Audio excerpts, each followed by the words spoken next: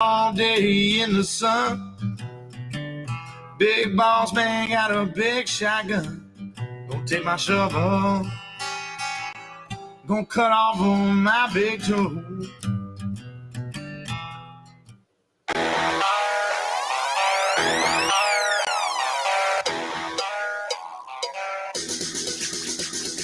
DeChambeau has been out with a wrist injury, and you had to figure that he was not exactly going to be razor sharp going into the Masters in the first round. If anything, he's going to be, as they say, in the first round of any boxing match. Well, looks like they're in a little bit of a feeling out process. In other words, what a feeling out process is in boxing, there is zero action going on. Nothing is happening. Neither guy is throwing a punch. It looks like it's going to be the worst stiff of a match that you've ever seen in your life. And so, as an announcer, you fall back to the standard cliche description.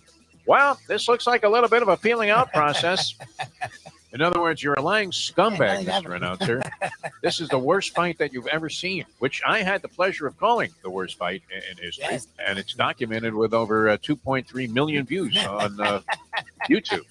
Isn't that amazing? The time. Wake up with Defo, joined by Lubie. Welcome to the Defo Show.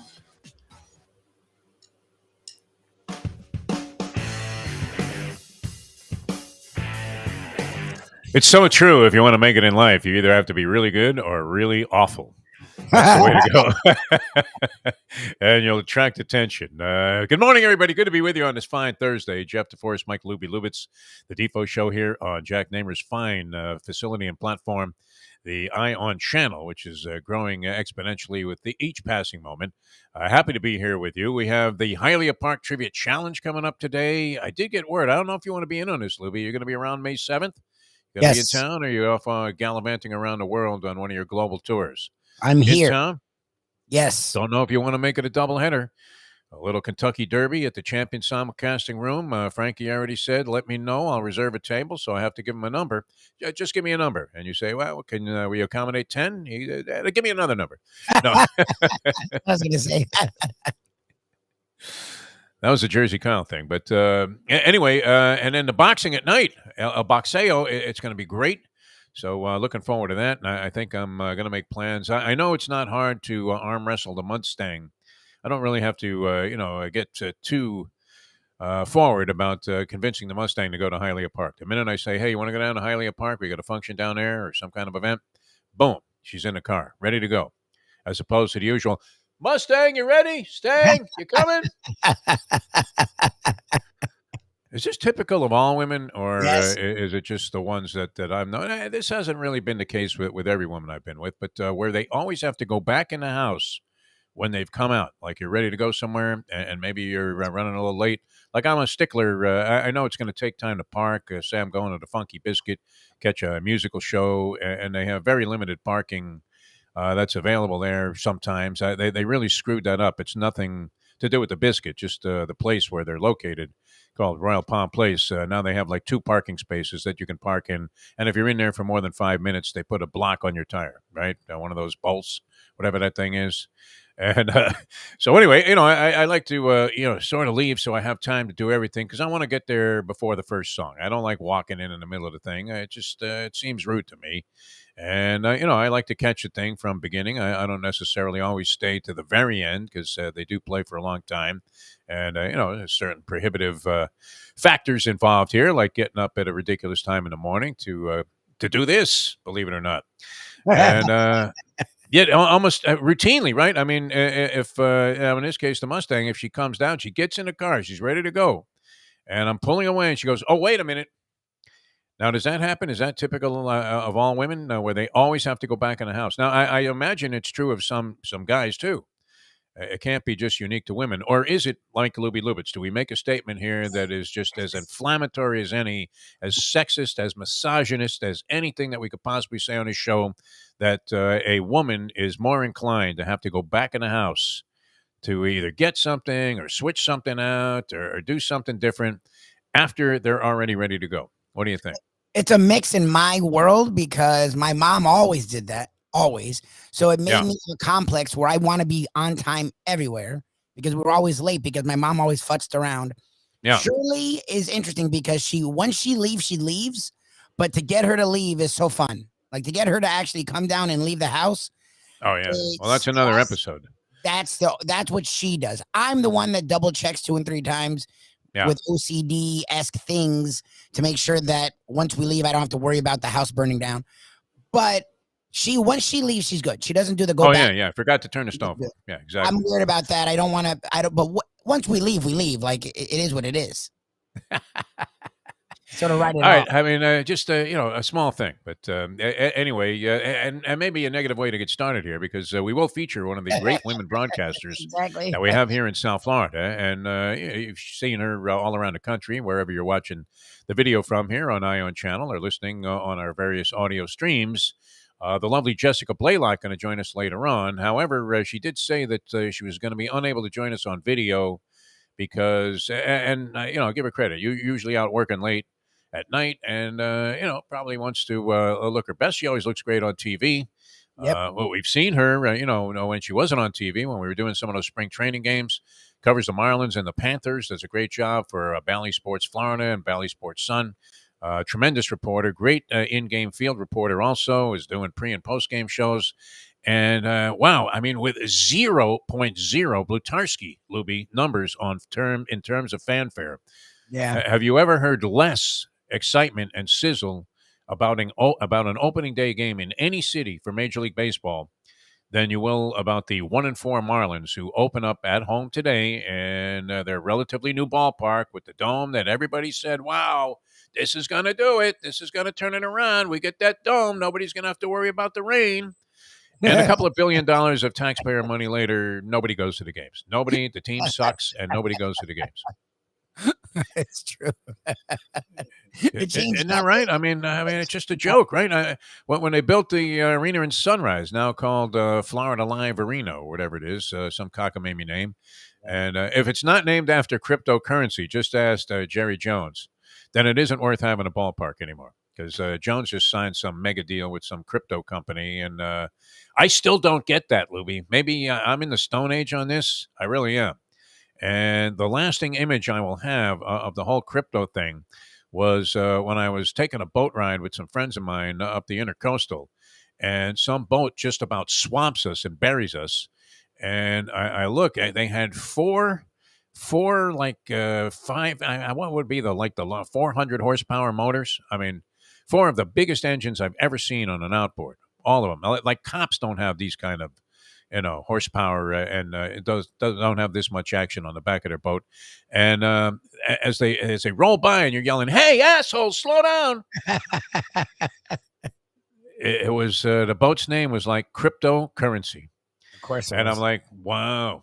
And they were young kids, and the usual scene that you would see in Fort Lauderdale or anywhere around South Florida, where you got a bunch of young people on a very expensive boat with girls with pasties and a G-string on, and they're sitting on the front and barely hanging on, right? Hair flying, everything's going crazy as they go about 70 miles an hour in a no-wake zone in the Intercoastal. But this crypto, I don't get it. Do you? I mean, a friend of mine was telling me, he was showing me how he was buying it years and years ago. And I thought, wow, what a nutbag this guy is. He was, I mean, his main business was selling pot. And I guess, he caught on to this thing. I would imagine, I haven't seen him for a while. I don't think he's even involved in that business anymore. Because, most, pot dealers probably were driven out of business by the fact that anybody can get a medical marijuana card now and, go into a place. And, maybe it's a little bit more expensive than it would be if you were buying it off the guy, maybe about the same. But nonetheless, all legal and everybody's happy, right? And they're giving you freebies. Here, try a sample of this, right? This is 3 times the potency of the stuff you're usually doing. And I can't wait. Yeah, let me try some of that. That'll be great. That'll get me going. Anyway, I don't get it. Do you? I mean, do you get the whole crypto thing? I don't get it. Maybe Andy, he's in the financial world. Does he understand it? He probably made a fortune on cryptocurrency. He gets and everybody's selling it now. I mean, it used to be you'd see Steph Curry and he was selling like a Subway sandwich for $2.99, and now he's telling you to invest like $30,000 in cryptocurrency. Jerry, I mean, the ultimate businessman. That quote always, sticks with me from Jimmy Johnson when we were down there at Jimmy Johnson's Big Chill. Had Jimmy on the show, and he was talking about Jerry Jones, and he said he is the smartest businessman that he's ever known in his life. And Jerry's all about making money, and that he thinks about making money constantly. and he may be the best at it of anybody that he's ever seen. Now, Jimmy's been around some, royalty in terms of cash flow. So if he's saying that about Jerry Jones, who he doesn't necessarily have any deep affection for at this point, because, Jerry kind of screwed him out of about 3 Super Bowls, no? By being an obnoxious prick. They probably won at least 2 more. They probably would have won that year that they lost, the Niners won. And then the year that Switzer won, they would have won. And then they may have won one after that, actually. I mean, who knows? Yeah. Was together for a few years. Switzer just sucked. I mean, imagine if Jimmy's legacy was like 5 Super Bowls, huh? Never mind Don Shula and the Miami Dolphins. Or Belichick. Belichick. Well, Belichick is always going to be number one, but I mean, Jimmy would be the next guy up in the conversation, would you not? Forget about Chuck Noll. Forget about any of the great professional coaches that have Papa Bear. I mean, any Tom Landry. It would be Belichick and Jimmy, who was the best coach of all time. But Jerry kind of jobbed him out of that by whatever it was that he said to Jimmy at those meetings in Orlando. It could not have been particularly flattering, could it? So, Jimmy just said, you know what? I'm out of here. Forget about this.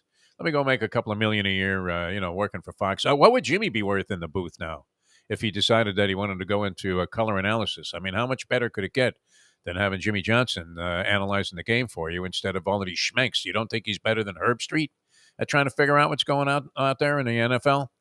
I can't imagine that he wouldn't be worth like $15, $20 million a year by the current pay scale. When are we going to get in on some of that, Lubie? We're trying. The time has come, my friend. Time has come. I remember that phrase being on a T-shirt. You don't remember the fighter named Livingstone Bramble, do you? From you. Livingstone Bramble? Referred to him a lot over the 12 years, yes. Called a couple of his fights. I had the pleasure of doing that. A very good fighter. I mean, technically sound. Looked a little weird because he had the dreads and everything. So, this was something that was not common at the time, especially in boxing. And he was a bizarre guy, one of those guys that would be like eating snake meat and telling you how good it was for his stamina. And, he had a few, unusual practices, let's say. But, seemed like a very decent guy. Man, could he fight. Was it a trilogy of fights or 2 fights that he had with Ray Boom Boom Mancini? He just knocked the living daylights out of Boom Boom Mancini. And was a real good lightweight champion, Livingstone Bramble. But I remember I was at a weigh-in for some fights I was doing where Bramble was in the featured match. And he had I believe, he was of Jamaican descent, maybe. He was from the islands, and he had a shirt that said, "Time has come," which sounded like some kind of reggae phrase, right? And that kind of stuck with me, right? Like, time has come. Time has come for us to make the next step here, Lubie. You think this all the time, right? The time has come. It didn't have the word "the" though in there. Just said time has come. And I'm thinking every now and then, you're laying around doing nothing, and you figure my life is meandering and kind of stagnating. What's going on? And then it hits you like a ton of bricks, like a left hand from Bramble, right on the jaw. And you say, you know what? Time has come to do something about all of this. And we're going to have a good time today with the Hialeah Park Trivia Challenge. Dave Gurgles Gurgley going to join us. Later on, a little baseball. I have never, and I've witnessed a lot of this stuff over the years here, Lubie. I've been in South Florida for over 40 years now. Well, right about 40 years, because I think I came here in 82. So I'm in my 40th year here of living in the sunshine, basking in the poor man's paradise of South Florida. And we've had baseball here since 93? Yes. Is that right? 1993? Was that the inaugural season of the then Florida Marlins?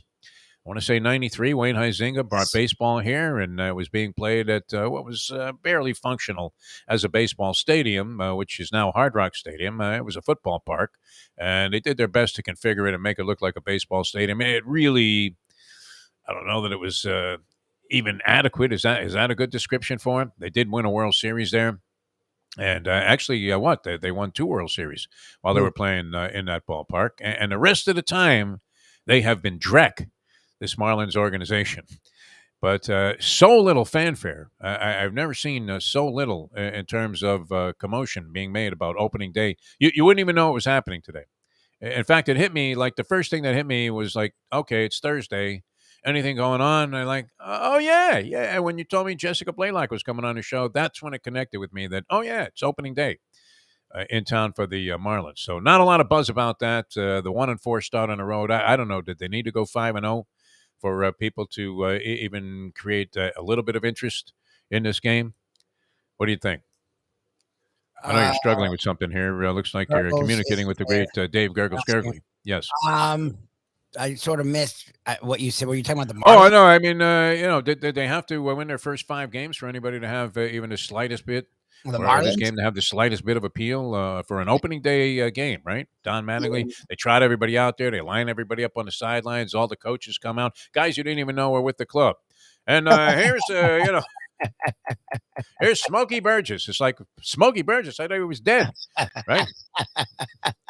I don't know They what wheel like a coffin out there, and that's your hitting coach. I don't know what they could do because the Panthers, I line them together because when the Panthers are really, really good, people care, but otherwise they don't. The Marlins, I presume, will be the same thing. They'd have to go a whole season. I don't think there's anything they could like. They could have swept the West Coast swing and annihilated both the Giants and the Angels, and people still would have been like, Marlins, who? Like, when we get about a team down here, it takes a lot for us to wake the hell up.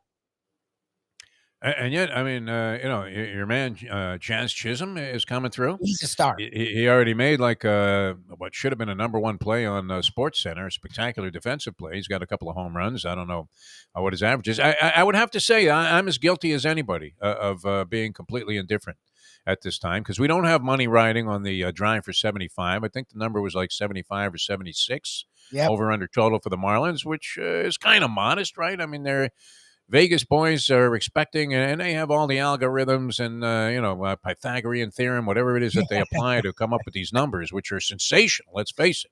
And literally, if these guys were running the country, there would be no war in the Ukraine, man. Putin would be in jail. The way these guys figure things out. I mean, you just stuff all these numbers into a computer like they were the Alliance Sports Bureau, and they come out with a number, and the next thing you know, it's almost every example dead accurate, where all games come down to the final couple of seconds before they're decided against the point spread. Not everyone, certainly not that Atlanta game last night, which I think the Hawks were laying 4.5, and they were up like 30 by the end of the third quarter. What happened to Charlotte? Did they go into a decline? And now, does it scare you a little bit, Lubie? The possibility. The Hawks looked great last night. Trae Young in the second half was brilliant. And there's a possibility that they will play the Miami Heat if they beat Cleveland on the road on Friday night. I would think that the Hawks would be a more dangerous proposition than the Cleveland Cavaliers, a bigger threat to the Miami Heat than the Cleveland Cavaliers would be. So what do you make of that? I mean, if they play like they did last night in the second half, that was a dynamic performance. Well, it's what we talked about. You asked what happened to them, and we asked Sean Devaney on our Believe Network podcast, and he said, look, they fell off defensively, and I think that's what it is.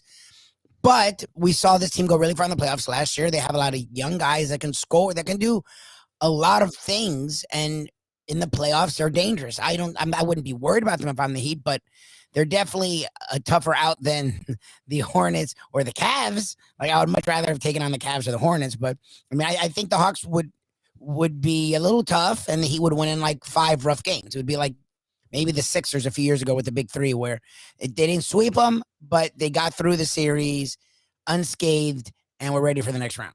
That's what I would think the Hawks would present. I don't mean to, take advantage of a guy who's not here, but I got into a little argument with the great Mike Mayo yesterday on the Mike Mayo show on the radio. Well, and he got into a sporting theme, which, he usually starts out talking about food. And, if he's not talking about horse racing, he doesn't usually dive into a lot of sporting material. But he's become like insanely negative. And he was complaining that it was unfair to the Miami Heat, the #1 seed, that being accorded the #1 seed, you should have certain advantages. And instead, they were put at a disadvantage by not knowing who their opponent was going to be. So while the other teams that are in the postseason already are well aware of their matchup. In other words, Philadelphia knows that they have to contend with Toronto. Boston already knows that they have to deal with the Nets. And all of the matchups are set except for the final one, which would be the #1 seed. You would think that they would have certain courtesies accorded them because of the fact that they were the best. And instead, they have the mystery of not knowing who they're going to play. But I said, Mike, I mean, #1, they know they're playing a worse team, a team that was absolutely desperate to get into the postseason, that had to go through all kinds of crap to get there after the regular season was over. And so they're catching a very vulnerable team. They have home court advantage, and they've seen these teams like 3-4 times at the minimum during the course of the season. You probably could analyze and dictate the strategy for how it would match up against any of these clubs. I mean, how much preparation do you really need? You don't think that Spoelstra, knowing on Friday night that he's either going against Atlanta or Cleveland, has enough time on Saturday to get his team ready to play one of those two opponents? And what's the worst thing that can happen? So you're a little ragged in game one. I mean, you're going to be figuring stuff out on the fly anyway. So I don't know what kind of disadvantage it was, but what I like about it, and I didn't realize that this was going to be the case when my original instinct is to condemn any new playoff format. Because I really don't like. I mean, if you think about it now, if you have, there are only 30 teams in the NBA, right? 30 teams. Okay, so 20 of them make the postseason essentially, or at least have a shot to. I know these are playing games, but as far as I'm concerned, they're playoffs. I mean, yeah, they're postseason games. Yeah, so here you are. You're in the playoffs, and it kept interest though. I mean, one thing about it. In Major League Baseball, adding any extra team in the wild card made winning the division of just absolutely, ultimate importance, as opposed to, finishing one game back and then having to get involved in a wild card game. It changed the dynamic. Now they've kind of moved forward from that. I hate that saying, move forward. Right? When people say, well, where does that leave you moving forward? It leaves me nowhere, man. I'm paralyzed right now by grief. What are you talking about?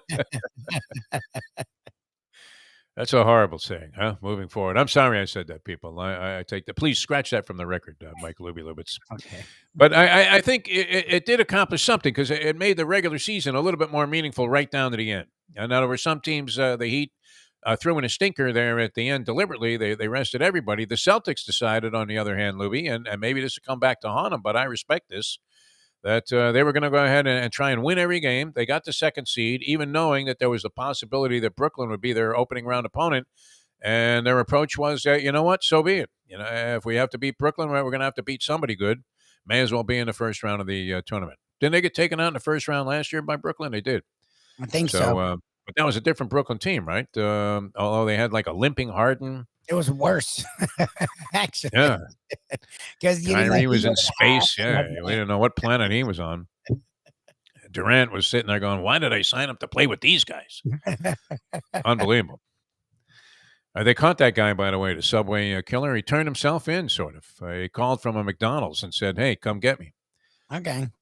Wow. That's good. I mean, it's so strange because, in the last week, there were like a couple of shootings in malls and schools. I mean, it's insane what's going on out there. You go, oh, okay, that wasn't too bad. Only 10 people got shot and none of them died. What on earth has the world come to? I mean, if we were as united in the United States as the people in the Ukraine are, then they should actually be called the United States, and we should just be the Ukraine here, the way things are going with all these crazy Meshuggah people that are running around. All right, speaking of crazy, what do you think about this, Mike Lubitz? And Gurgles is ready to go, so we're going to get into the trivia challenge here in just a second. And Gurgles is a big baseball fan, or at least was at one time. I don't know if you're still, Gurgles, you still a big baseball fan or just kind of casual at this point? Absolutely. I'm still a big baseball fan. As a matter of fact, I was doing a Beat the Broadcaster on Monday for Norwegian Seamen's Church, and I got beat by a guy, tall guy, good-looking guy, and I looked at his name, Heathcliff Slocum beat me. Oh, yeah, wow. Former Phillies pitcher. Yeah, super nice guy, and hit the ball about 4 feet from the pin, and I said, this guy can play golf, too, so it was great catching up with him. Tony Taylor lived in Miami Lakes. I would see him at Publix all the time. We all see Tony Perez out at a local pari-mutuel plant. But baseball, I grew up playing baseball till I moved here. I played till I was 30 years old back in Pennsylvania. So I'm still a fan. I'd rather, that's one sport. There in hockey, I want to be there in person. Football, I want to be home watching on the couch. All right. So how do you feel about this? I mean, there were two things that happened in baseball yesterday that, always raise conversation anyway, and certainly are very good fodder for any kind of sports talk show. And I would imagine people to be talking about this. Clayton Kershaw's got a perfecto going for 7 innings. He's thrown 80 pitches, and Dave Roberts takes him out of the game. Now, Roberts justified this, and Kershaw was not angry about it. He wasn't upset about it because, let's face it, Kershaw's been saddled with injuries. the last several seasons. You don't know if he's going to be able to line up. Well, we weren't even sure if the Dodgers were going to have him back this year. And so he goes out there, and he's only thrown 80 pitches, 7-inning, perfect game. Only been 23 perfect games in baseball history. Was lifting him justified by Dave Roberts in that spot? Well, I don't think it was Dave Roberts' decision. I think it came from above him. Dave Roberts, as a baseball man, I think would have went to Kershaw and said, listen, you're on the threshold of greatness with something like this. You feel like you want to stay in, and maybe played it that way. I think the Dodger brass, wanting to win another championship, told Roberts indirectly or directly, listen, we got to save this guy's arm, whether it was at that moment or was it pre-game or preseason. But I think it was up to Kershaw. And if I'm that manager, I go out and say, listen, I know you've had injuries. You're pitching great. You're on the threshold of greatness. We got 160 or whatever more games to play. We want to keep you. But if you want to go for this, go for it. So Robert's a baseball man, I think, would side that way. But I think it was somebody above him that pulled those strings. I can't imagine that. I mean, it was during the course of the game. I can't imagine the president or the owner of the that team said, hey, get him out of there. They probably I think ahead of time they already agreed on that. Yep.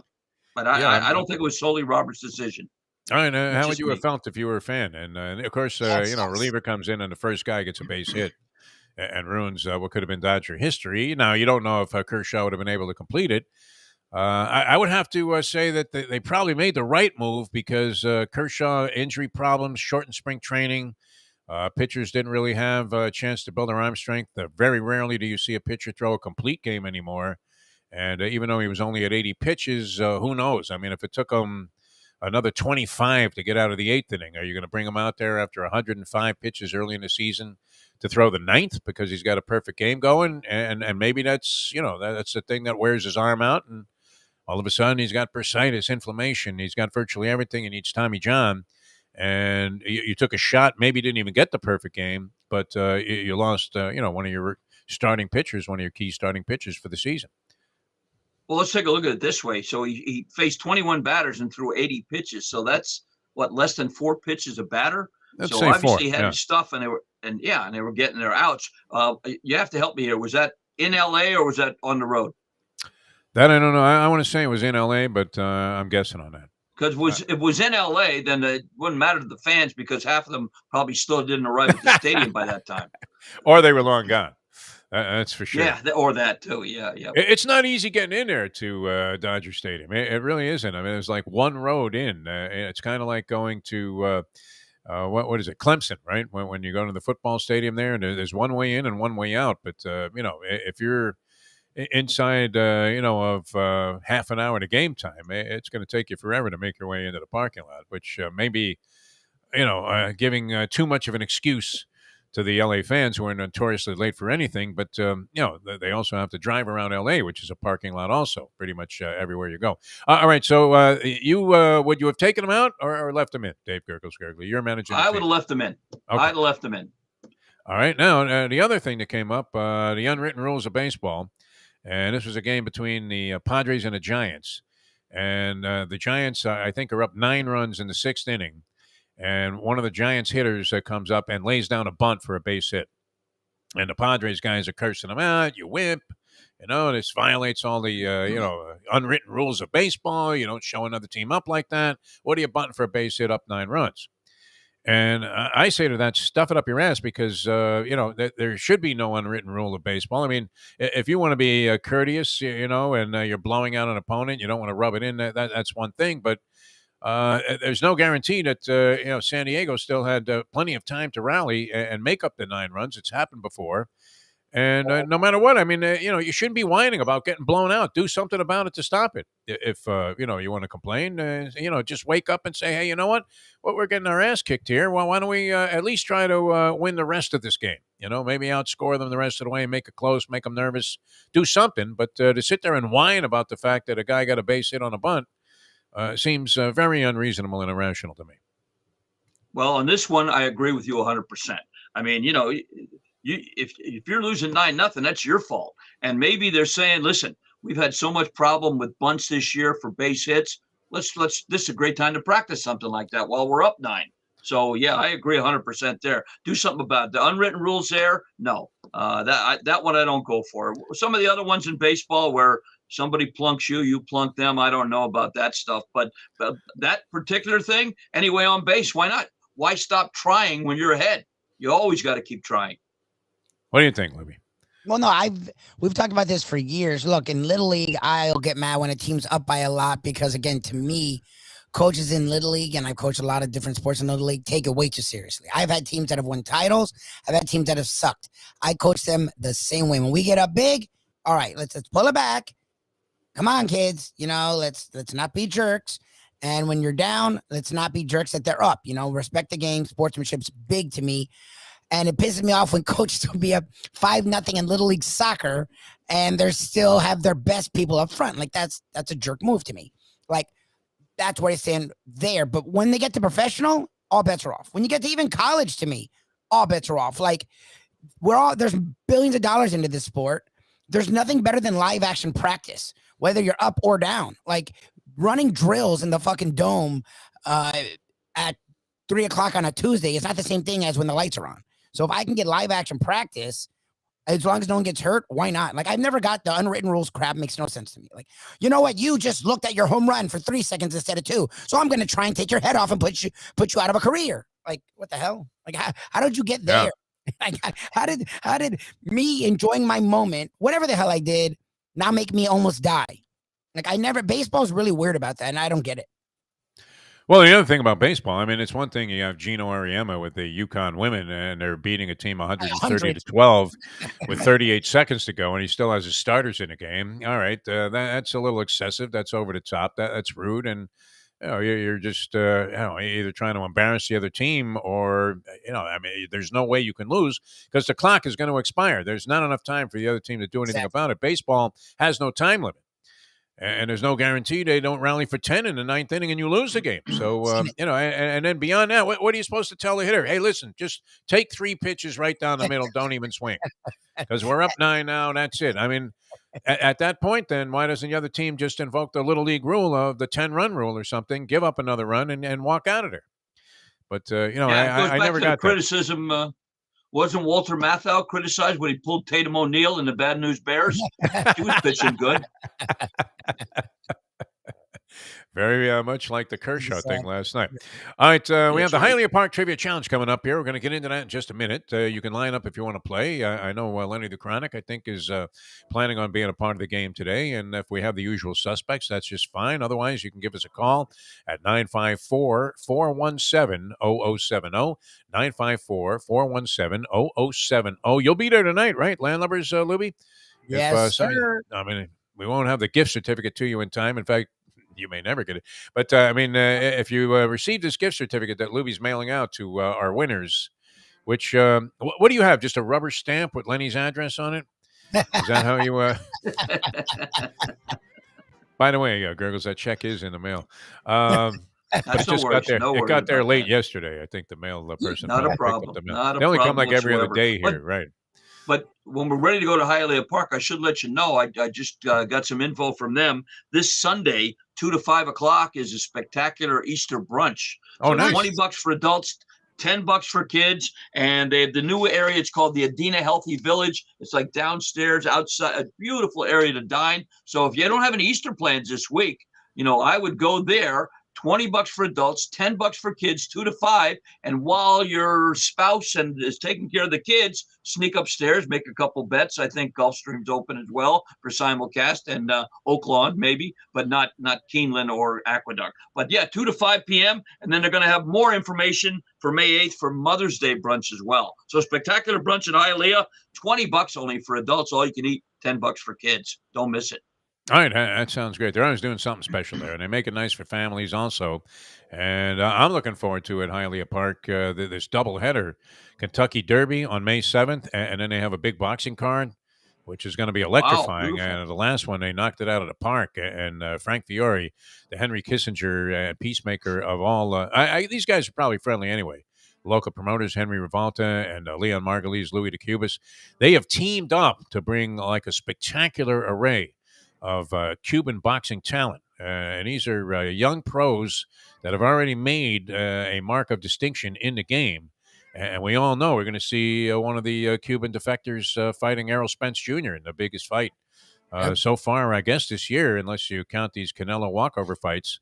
But fighting Yordenis Ugas, who has spent a substantial amount of time. He's living in Vegas now, but he originally came through Miami when he began his career. And in there with a real shot. And these are fighters in that whole Ugas mode. They're going to be part of this card here that Hialeah has put together. So May 7th, I don't know if you want to join us, Dave Gurgly. I'm going to try and get there about mid-afternoon. I usually like to get there at 10 o'clock for the first race at Laurel or something. But I think I'm going to spare me the early torture and then get into the late races in the afternoon and get ready for the Derby, and then go straight from the champion simulcasting room down to ringside by the apron of the track and take in the fights. Sounds good. I don't know if you want to join us. There. I very well might. I was there last time, and it was a great show. And I brought some friends along, and they loved it and said, hey, please let us know when the next boxing affair is. So, yeah, I'm going to mark that down on the calendar. And then the next day is the Mother's Day brunch. So 2 great days in a row at Hialeah, and they do it right out there. No, they really do. All right, Hialeah Park, the Trivia Challenge is on. So you can dial us up, 954-417-0070, 954-417-0070. We'll give away a Landlubber's gift certificate. Dave's got a ton of just brain-teasing questions for you. And we'll do this for a while. And then later on, we'll have Jessica Blaylock. And she will illuminate all the things that are happening with the Marlins on opening day. And also very well equipped to talk about the Florida Panthers. And maybe do we invite her? I mean, now that would be a dinner guest of some, consequence there. So we got Jessica Blaylock out on this Mayo ticket when he eats it, and we eat it at Anthony's Runway 84 because the Panthers win the first round of the playoffs. What do you think about this, Gurgles, from a degenerate standpoint? I think this is a kiss of death, though. We've been goading Mayo to just pay off before the fact, because there's a question whether or not Anthony's Runway 84 is going to be closed for remodeling before the first playoff series is concluded, which we're assuming he is going to lose. But the minute that he pays off before the fact, the Panthers are going down at that point. No? Exactly. I mean, is that not the kiss of death? It's kind of like a blackjack surrender, wouldn't it be? If the dealer shows an ace, you surrender. I never do. I like to play it out. No. So I would play it out, but I wouldn't take it ahead of time. If Anthony's is closing, maybe postpone it a little bit or pick another great spot that I'm sure you guys know. Because I know last time I was in Anthony's, everybody seemed to have their nose over to one side. I don't know, and some suits that looked a little different. But it's great food, though. I was there with a bunch of Jewish guys, so I wouldn't say. Although they might have been Marty the Party Sachs might be a part of some underground Jewish mafia, for all we know. I mean, somehow he has money. I never see him work. Do you? Anyway, that'll be a lot of fun. All right, dial us up if you want to play the Trivia Challenge, 954-417-0070, 954-417-0070. I don't like collecting on the bet before it happens, right? I mean, I'm with you. I mean, you're just destined to have something ugly take place if you go ahead and take advantage of something like that. And then you owe the guy double, which is even worse because you probably couldn't have paid him off in the first place. Right? It's the old Lee Trevino thing. Pressure is when you're in a $5 Nassau there and you don't have the $5 on the 18th hole. All right, jump on board. We have people ready to play, and whenever there's a free line, which is the only line that we have, 954-417-0070. Jeff Deforrest. We have Mike Lubitz, Dave Gurgly, and Gurgles, while we're at it, let's talk a little bit about Perdomo Cigars as well, because Easter Sunday, hanging out with the family, maybe, you have a barbecue, whatever, you light up a couple of cigars. We have all these big races coming up, a lot of events, certainly at the boxing matches. Wow. How popular are Perdomo Cigars going to be? Absolutely, folks. Whether it's for your home, whether you're going out on a boat, whether you're just going to be in your backyard, Perdomo Cigars make them perfect one at a time. Somebody just asked me, hey, can you check on a price on a box of these Robustos or double Coronas? They got them all. Whether it's Churchill, Maduro wrapper, or Connecticut wrapper. Either way you like them, they make them perfect. Connecticut wrapper, the milder one for me, that's what I like. They are Cuban seed tobacco grown in Nicaragua. 4th generation of tobacconists now, the Perdomo family, as Nick Jr. has joined the team and his lovely wife, Lauren. Where is it? 5150 Northwest 167th Street on the Palmetto, just a little bit east of the Home Depot on the south side. You see the big Perdomo cigar sign. Monday through Friday, 9 a.m. to 6 p.m. They will be open Good Friday, not Easter Sunday, though. So you want a Perdomo cigar, get there this week, or go online, www.perdomocigar.com, to find a retailer near you that sells these great cigars. I used my Perdomo horse over the weekend, last weekend, and hit a little pick 4 at Aqueduct that helped. But you don't have to have a winner, because Perdomo cigars are always a winner. All right, sounds good. Dave Gurgles Gurgley, the Hialeah Park Trivia Challenge. It's game on, dude. Speaking of classic racehorses, coming up in just a moment here on the Defo Show on Ion Channel, where you could be crowned a champion and win a Landlubber's gift certificate courtesy of one Mike Lubitz and the great Alex Dufresne. For Lubie, Dave, I'm Jeff Deforrest, and we'll be back with the game, the Hialeah Park Trivia Challenge, in a moment. Now that. The time. Game time. It's 7:42. Poker is your game. You're covered in style. And you can play all your favorite Vegas-style games, including blackjack, craps, and roulette, in Hialeah Park's sizzling hot casino. Get a player's card when you walk through the door for all kinds of generous amenities, including our favorite, free play, when you come out to the ultimate casino and entertainment destination, Hialeah Park. These days, we're all looking for comfort anywhere we can find it. Thank goodness for Landlubbers Raw Bar and Grill in the Plantation location, because they are making sure you are as comfortable as possible. You're going to have the best wings in the world. You're going to have a great burger. You're going to have their amazing soups.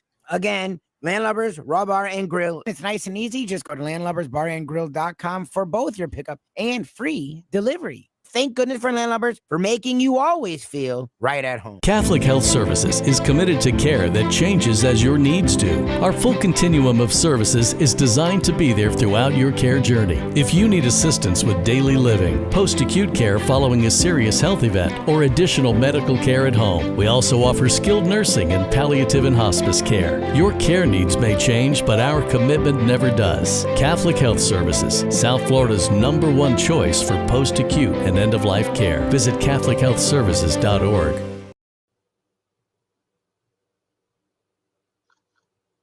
Francois Lebec, you're on 940 Wins, 1230 The Zone. Good morning, Francois. Listen to me one moment, please. You fat ass. Tired of the way you speak about the Canadians? We are good people. We're here vacationing on the beach. We bring our dollars here, and you're always putting down the Canadians, and me personally is sick and tired of your crap. And you're not losing weight. I saw you the game. You're fat like a pig. The other thing that I would like to say is that you're going to throw out some baseball. I will be there personally to boo you out of the stadium. We come here as good people, friendly people, nice people. We don't need you to speak like you speak, Jeffrey, the fat ass Deforrest. The Defo Show, featuring Lubie. We now return to the Defo Show. All right, welcome back to the show, the Defo Show here, Hialeah Park Trivia Challenge. Jeff Deforrest, we got Mike Lubitz and the great Dave Gurgles Gurgley, and we're about to get into our game today of the Hialeah Park Trivia Challenge. We will offer up a series of questions. You answer. Each one has a varying point value, and the two people that end up with the highest point total will square off in the championship round here. We don't have a play-in game or anything like that, but it should be a heck of a lot of fun. So here we go. 954-417-0070. If you'd like to play the game, you can dial us up. Lubie will handle the telephone calls. And Dave Gurgles Gurgley, we don't have the Polyman, although I spoke to the Polyman yesterday in very good spirits, the Polyman. And guess what? He's going to join us shortly. He's going to join us soon. In the immortal words of the late, great Gordon Soley, there you have it. You have it. And so long from the Sunshine State. Is that the greatest tag outline ever? I think it was, right? Greatest signature tag outline. So long from the Sunshine State.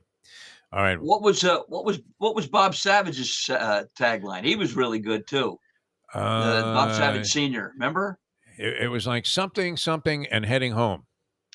Yeah. I don't remember the rest of it. Of course, tied in very strongly with one of the fine sponsors of Mike Mayo's Gambling Gourmet segment, Tropical Acres Restaurant and the Studiali family. Yes, yep. And they've been in business, believe it or not, Gurgles. And this is hard to say now because at a time, you would say, well, that's been going on longer than I've been alive. But now that we've been alive so long, it's hard to find somebody with true. that classification. But Tropical Acres qualifies. Same great place. All right. Well, in tribute to the Polyman, let's start out the game in the traditional fashion without the Polyman, which is becoming somewhat of a tradition, and some Easy baseball. Thank you. This big league player who ended his career with the Yankees, on how he knew it was time to hang it up as a member of the team, said, as I walked back to the dugout after I struck out, I looked in the stands and saw my wife and kids booing me. Was that Fran Healy, Fran Tarkenton, Efren Herrera, or Pancho Herrera? How'd you end up with the Herreras there out of the France? Well, Efren we put in. Oh, yeah. Okay. Very nice. All right. Here's a random phone scrambler, and it lands on Mike, who is our first player today on Hialeah Park Trivia Challenge. Michael, welcome to the show. Hello. Good morning, A. Morning. Hey, is correct. Nice job, Mike. Thanks for calling in. Now you have 1 point. You're in the game. NFL, Mike, true or false? After a decade in the NFL, former offensive tackle Jared Veldheer is tackling a new challenge. He's the father of two, and his job now is the kitchen director at St. Paul the Apostle School in Grand Rapids, Michigan, where he manages lunch for 300 kids a day. True or false? Jesus. True. I want to say false. That is true. True? No, that's true. That's his kids go there. He took the job. Why not? Far-fetched enough for you to have made up a lot of that. I mean, especially when you start using like names of parishes and things like that. I usually figure you're full of crap. All right, 2 going for 5. Nice job there, Mike, sniffing that one out. We were both fooled. Lubie and I were both befuddled by that, confused, left in the dark. You're right about the full of crap, but that doesn't mean the answer is not true. All right, here we go. Baseball. Before 1934, Sunday baseball was illegal to be played. Which city hosted the first legal Sunday game featuring 2 teams from that very same city? Wow. All right. Was that New York, Boston, Chicago, or Philadelphia? So 34, the first 2 teams to play a Sunday game came from one of those cities. Let me say Chicago. I'm going to guess Philadelphia because it seemed the most bizarre. I don't remember them having 2 teams, right? The A's and the Phillies. Yeah. Okay. A's and all the right. Phillies. Yeah. That's right. Very nice. All right. Very good. I knew you were going there anyway, Mr. Philadelphia. I mean, from Allentown, Pennsylvania, fighting out of the blue corner, wearing the green shirt with the white trim. All right, 5-point question, a chance for 7 here, Mike. All right, we're going to postseason for the Miami Heat, and their first ever playoff win in a game came in the 1993-94 season versus Ooh. That's their first ever playoff win, not the series, just one game. Chicago, Atlanta, Orlando, or the Knicks? Orlando. Had to be the Knicks. No, that was the first. Believe it or not, the first win came against Atlanta. They lost the series 2-3, but their first postseason win was against the Atlanta Hawks. All right, Mike. You made Grant Long, he must have played in that game, our man Grant Long. What's that now, Lubie? It was 93-94, so that's 5 years in. He was still there, yeah. Yeah, he was with the Heat. Yeah. No doubt about it. Yeah. I mean, I remember he talked about being in the playoffs for the first time with the Miami Heat. All right, that frees up the line at 954-417-0070, 954-417-0070. Mike, without a total worthy of being in the finals, so it's wide open to get there. Dave Gurgles-Gurgley has many, many more sets of questions, so if you'd like to play, get involved. We have a Landlubber's gift certificate we're giving away. That's a fine spot. Now, if you're calling in from Detroit, or somewhere in Arizona, that's probably not going to do you a whole lot of good, although you could mail it to Lenny. He'll probably give you at least half face value on the gift certificate, realizing that he's getting a hell of a bargain at the time. Now, do you have your Derby horse yet? We've seen all the preps, Dave Gurgles-Gurgley. I bet 2 futures. When I was at a parimutuel track last week, I bet one on some advice from the Paulie man, a horse called Barber Road. Yes. He finished second in the Arkansas Derby. And then another horse began with the word freedom. I forget his name, but he was 9-1. Barber Road was like 28-1. So I bet $5 on each of them in the futures. I'm going to see what else develops. My McAllen horse ran a strong fourth at Keeneland, but he's not nominated for the Triple Crown. So it'll. I'm still waiting, but I got a couple irons in the fire there. How about you? No idea. I really, I didn't get a chance to. I watched replays of the three big races that they had. What was that? Last weekend, right? They had the Bluegrass, Yep. Wood Memorial, and Santa Anita Derby, right? All on the same day. Yep. And I mean, it was interesting, but it seemed kind of chalk oriented. I mean, this could be one of those years where a horse comes out of the clouds, and I do believe the clairvoyance of the Polyman in this regard is rivaled by nobody when it comes to predicting Derby winners well in advance. He had that run a while ago.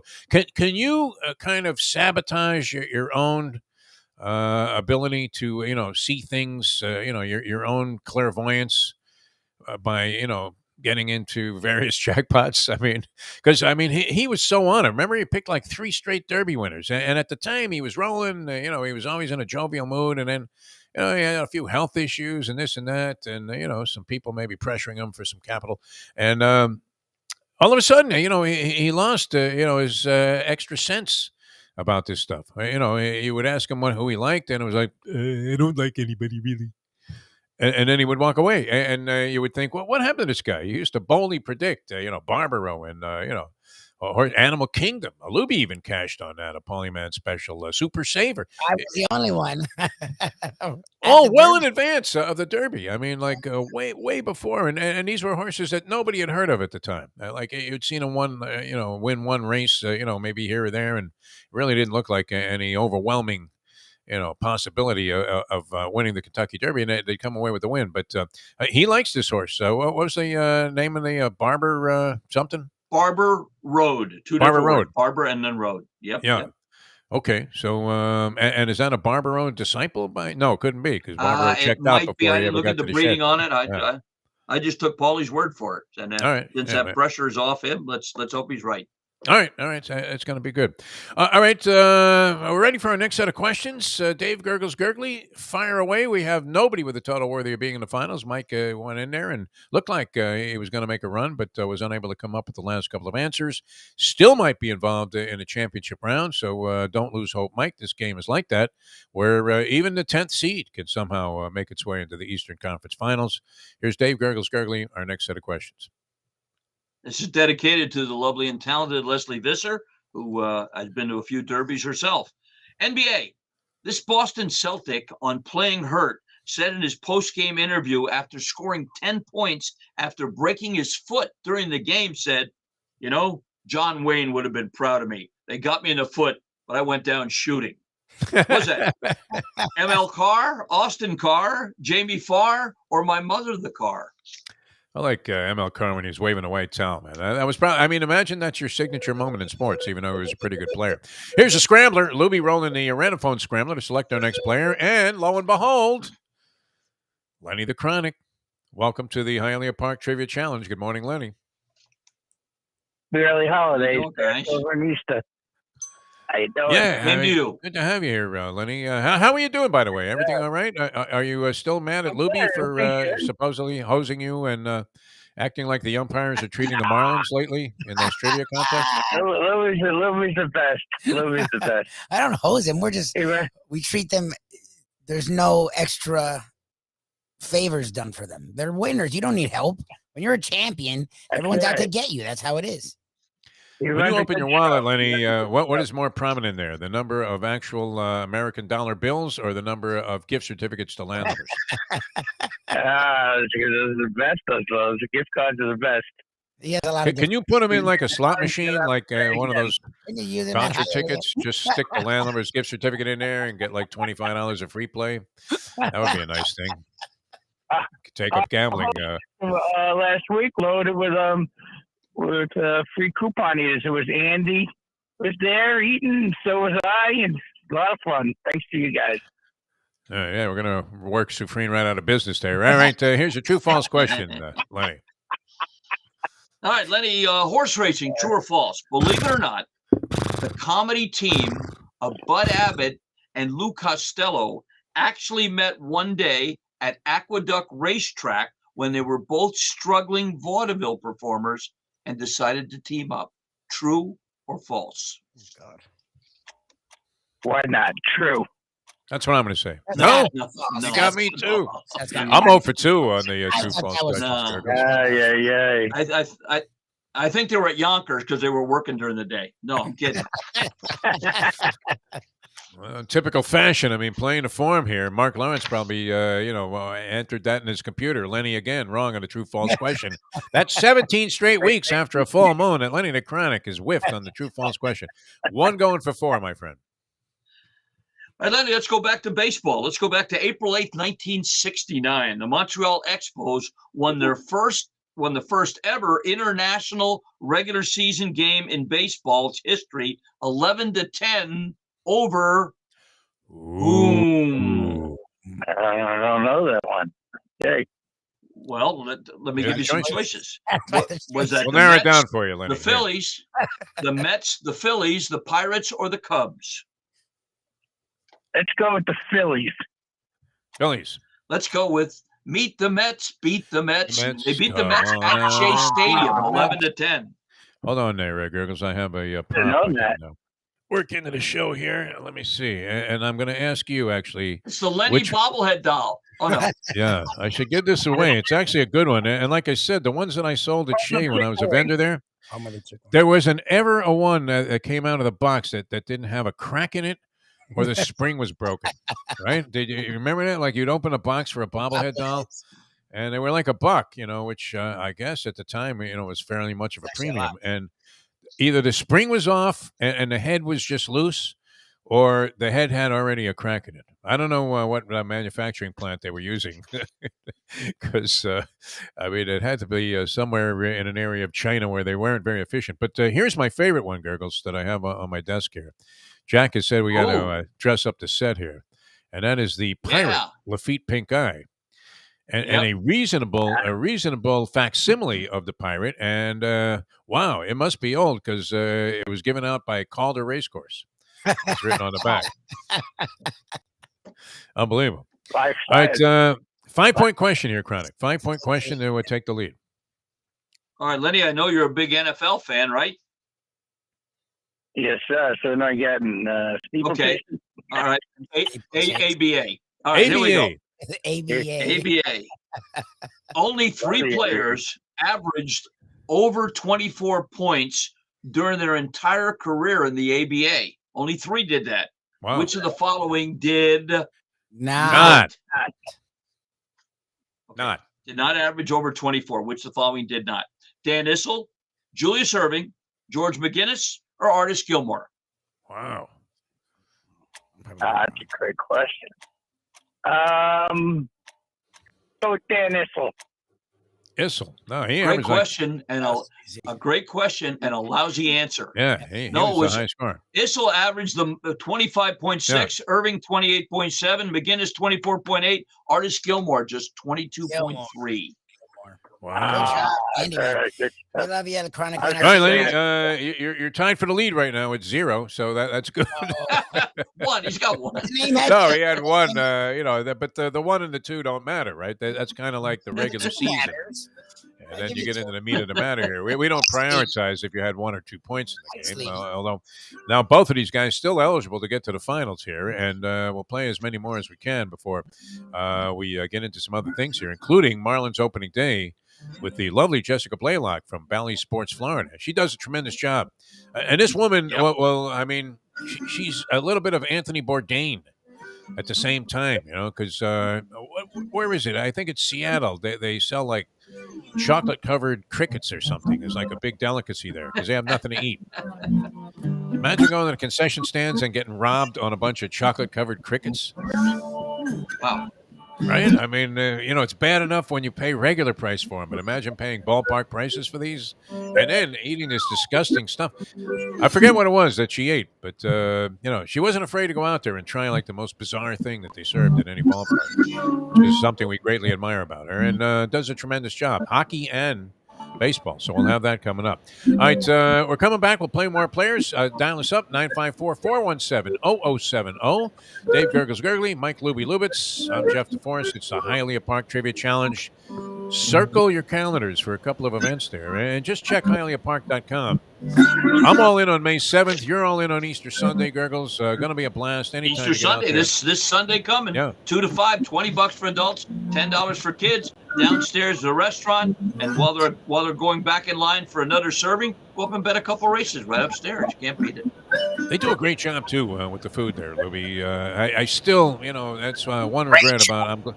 I'm glad you're happily married, but you should have had the ceremony at Hialeah Park. I mean, we tried. Frankie tried. instead of somewhere in the Everglades or wherever the hell that was, right? Some mosquito hatchery. Leslie Visser, speaking of lovely and talented ones, said it was like being in a scene out of Indiana Jones trying to get out of there. Oh, shut up. The Duke walking around with a machete cutting down like sugar cane. Yeah, we'll find a way out. Oh, leeches. What are you talking about? Leeches, shut up. All of a sudden, you uncover the body of Forrest Gump. I mean, it's like Vietnam. He died in Vietnam. I was like Vietnam. Oh, God. Would have been a different ending, right? All right, we're coming back with more. We'll play more players. Hialeah Park Trivia Challenge. Coming back with more in a moment. Now that. With a machete, Lubie. He had a machete. It's 8:02.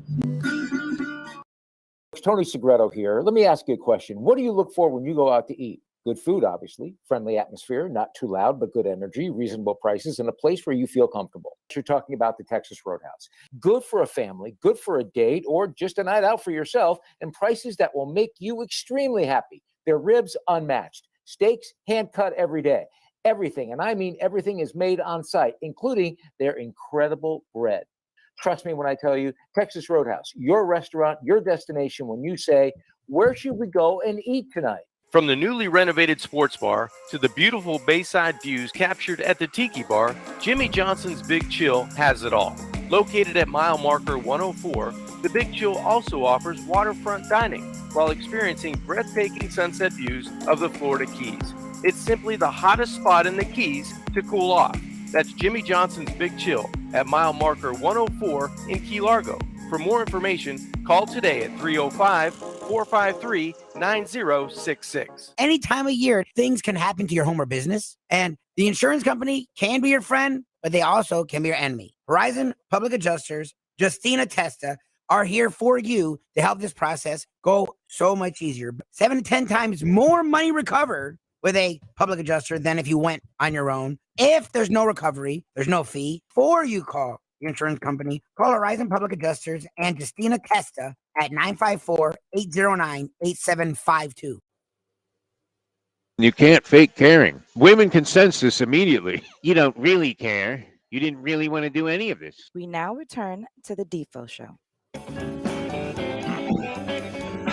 Welcome back to the Defo Show. Jeff Deforrest, Mike Lubie Lubitz. We have Dave Gurgles Gurgley. We're immersed in the Hialeah Park Trivia Challenge, a hot game being contested here.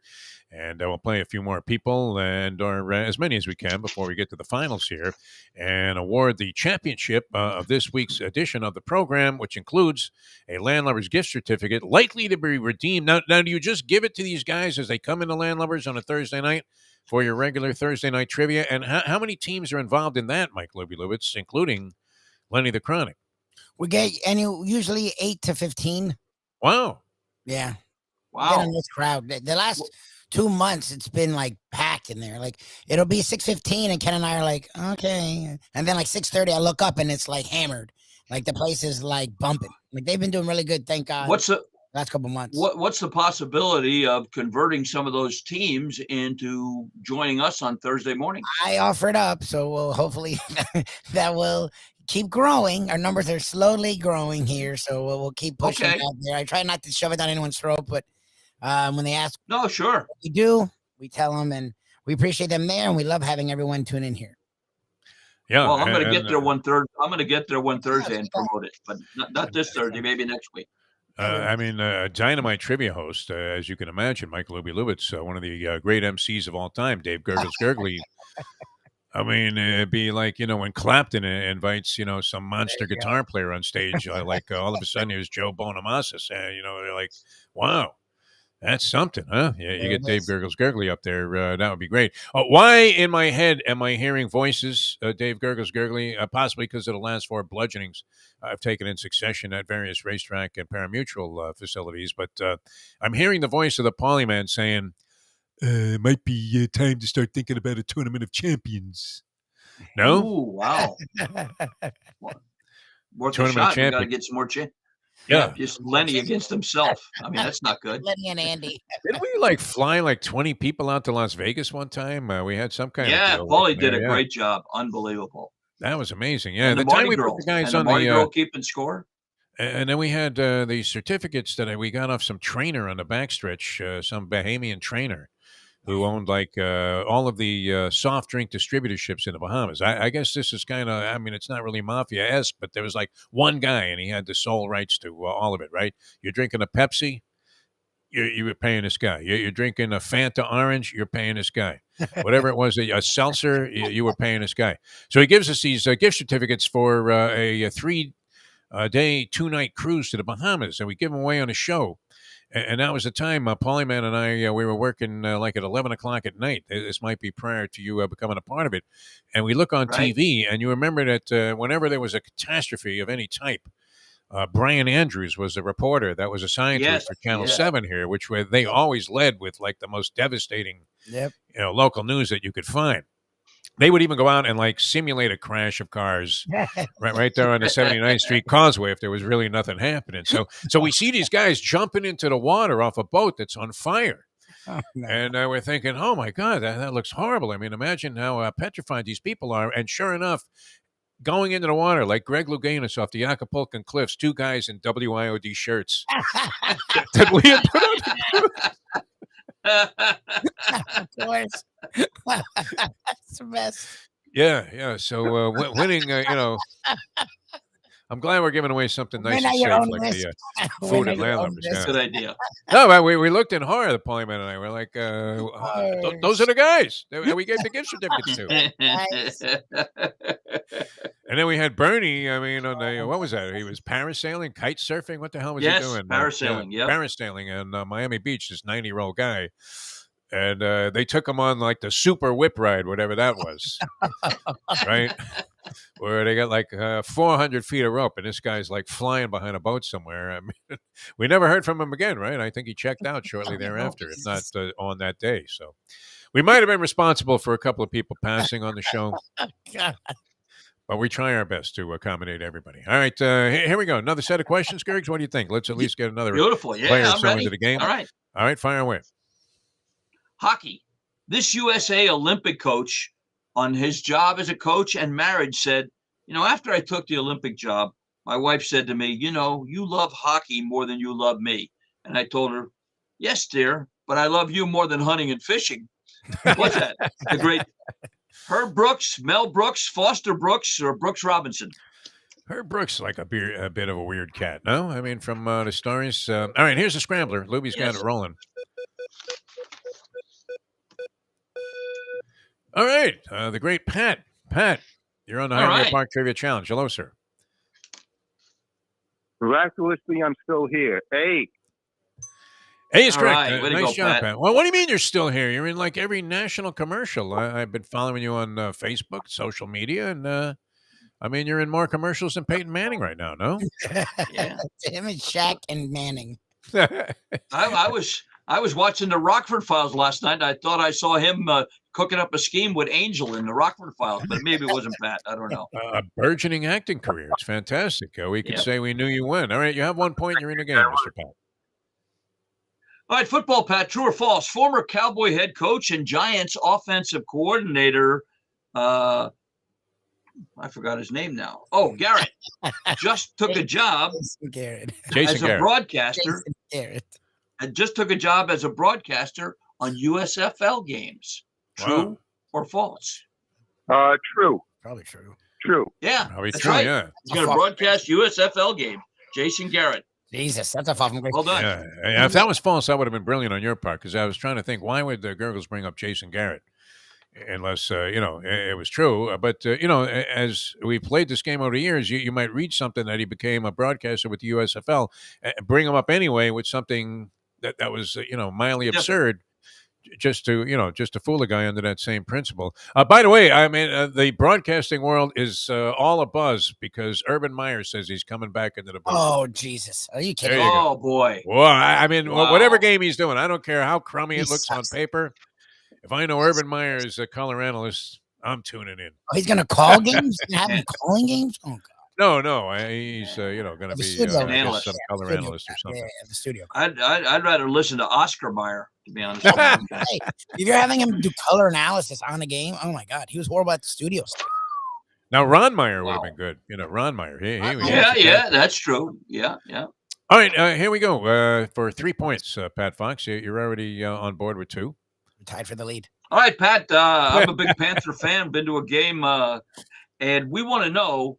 There's only one U.S.-born member of the Florida Panthers. Which of the following is that person? Oh, wow. All right. Spencer Knight, Joe Thornton, Sam Bennett, or Sam Reinhart? Bennett. Sam I'm Bennett. going to say Spencer Knight. No. It's Knight. It's Knight. Yeah, Spencer Knight from Darien, Connecticut. Yeah, but he's He's actually the Very only nice, yeah. U.S.-born member of the whole team. he's still not 21. How old is Joe Thornton, man? I mean, he makes Tom 62. Brady look like a kid, doesn't he? Four- He's I in think his he's 40. 70s. He's like He broke in with like Maurice Richard, Joe Thornton. I remember him skating around with like Cornway. I mean, it was unbelievable. All right, for 5 points here in the lead, Pat Fox, you'd have 7. All right, Pat, this is one of my favorite questions. Baseball. The first time ever in the modern era, 2 300-game winners pitched in the same game for the same team. It was Phil Niekro and Ooh. Nolan Ryan, Steve Carlton, Tom Glavine, or Don Sutton. Wow. Glavine. Glavine. Is it B? You have to go back to 1987 when Phil Niekro pitched 4 shutout innings and Steve Carlton came in relief for the Twins. Are you kidding, Carlton? Of course. All right, we'll hang All right, around. very good, Pat. In the finals. All right, we're going to spin off to see who's in the finals here. Nobody had a total worthy of qualifying. However, nonetheless, Well, Mike and by Pat had nature the of highest that. totals. Okay, Had let's highest do those two totals. guys if you want to put that together. Yeah. One more time for all the great people in Hialeah Park that are into cigar smoking. There's one brand again. You've laid a few on the great Frank Fiore and some of the people there. Did you not Yep. lay a couple of cigars? Yes. On the At Bernetti's Fernando and and Dennis Silks Testa. and many people. One of our newest members, El Duque, Orlando Hernandez, cigar smoker. I always give him a Perdomo when I see him out here playing golf at Miami Lakes Golf Club. And Perdomo Cigars, you don't have to be a VIP. You're treated like a VIP whenever you go there. 5150 Northwest 167th Street on the Palmetto, east of the Home Depot on the south side. 305-627-6700, the number to call. The place to go online, www.perdomocigars.com. 4 generations to make them perfect, one at a time. A great selection. Walk into that humidor built by our late great friend, the Mad Dog, Lauren, Nick's daughter-in-law. Just married Nick Jr. will help you with your selection as well. Great friendly people and terrific cigars. Today, tomorrow, this Easter weekend, put something great in your mouth with a cigar from Perdomo Cigars. All right, Lubie, did you have time to set up the finals? Okay, we're ready to go then. Excellent. So we have Pat and Mike, correct? Yes, Pat and Mike. Okay, so the Chronic By got the way, aced out by missing the true false question. Pat and Mike was a great movie starring Spencer Tracy and Katharine Hepburn, as a matter of fact. Look that one up. I watched again last night. I mean, this has been on Showtime lately, and when I'm perusing channels, I'll stop on this because I want to try to like this movie. But the remake of The Gambler, which was a brilliant movie, which for some reason is buried. James I mean, Caan.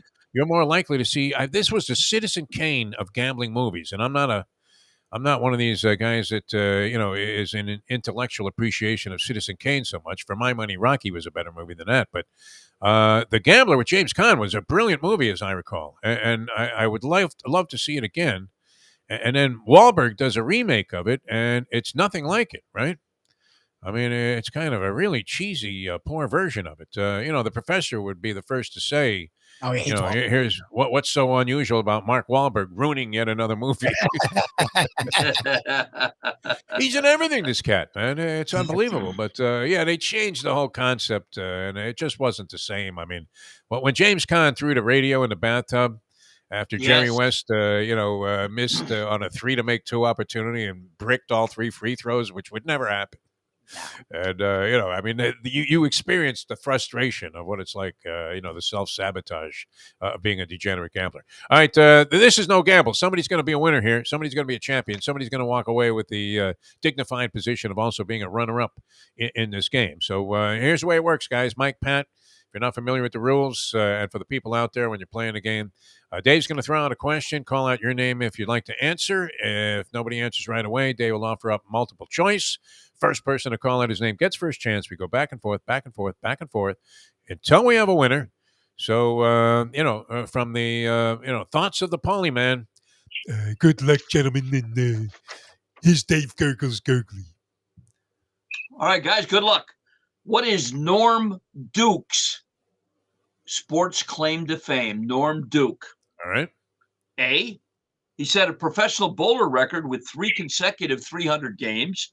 B, he's the first NHL player to score a hat trick in a playoff game on a losing team. C, 1968 U.S. miniature golf champ who once defeated Lee Trevino and Nancy Lopez. All right, Mike, ahead. he knows the answer. Mike says he knows. We're ready, Mike. What do you got? I think he does know this one. Hey. A is correct. Yeah, absolutely. Norm Duke, a bowler, man. Yeah, 3 consecutive. 2 in one match and then 1 in the next match. Yeah. Right, I'll reach out to you and guys. you missed them, but you missed the last choice. What was After that? the miniature golf, the last choice was he was the career prize money winner at the Demolition Derby in Islip, New York. Oh, that was that's my a good one, favorite man. choice. I think that was Bruno Bracchi. We used to go out and see this, stock car driver named Bruno Bracchi at the Freeport stock car races on Long Island, and I believe Bracchi went rogue and started entering these demolition derbies out at West Islip, which was a classic, wasn't it? Tell me that was the only car racing I wanted to see.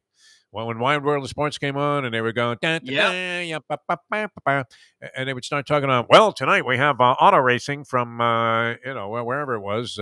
Even if it was Indianapolis, it was like, I'll go out, throw a ball around for a while. But Demolition Derby, all in, my friends. What does that tell you about the human condition? It's ugly. Me all right, too. Gurgles, great job. Well, where are you going to be? Appearing anywhere locally with your Beat the Broadcaster? I was wearing a shirt the other day. I got a couple of comments on the shirt, the Beat the Broadcaster shirt. Yeah. They said, I'll be. You don't look like Gurgles. I'll be here working. Yep. Tomorrow was Good Friday and also the Jewish holiday. We want to wish everybody a happy holiday weekend. I'll be out here working a little bit. Saturday, I'll probably find myself at some parimutuel plant. And then Monday, the 49th annual Boy Scouts tournament here at Miami Lakes, our longest running one in honor of the late B. Graham, who had passed and was a big fan. So I'll be here for that. And then the 29th, we are hosting the Miami Dolphins NHL Draft Golf Classic. We're going to do an 8 a.m. and a 1 p.m. shotgun. Nat Moore and the gang, they're going to be honoring the draft and playing golf and having fun as well. And so we wish you guys a great holiday weekend, and hopefully we'll bump into you someday soon, and I'll keep checking the mail. Yeah, keep checking the mail. And speaking of checks, we're hoping Mayo is picking up a fat one there at Anthony's Runway 84.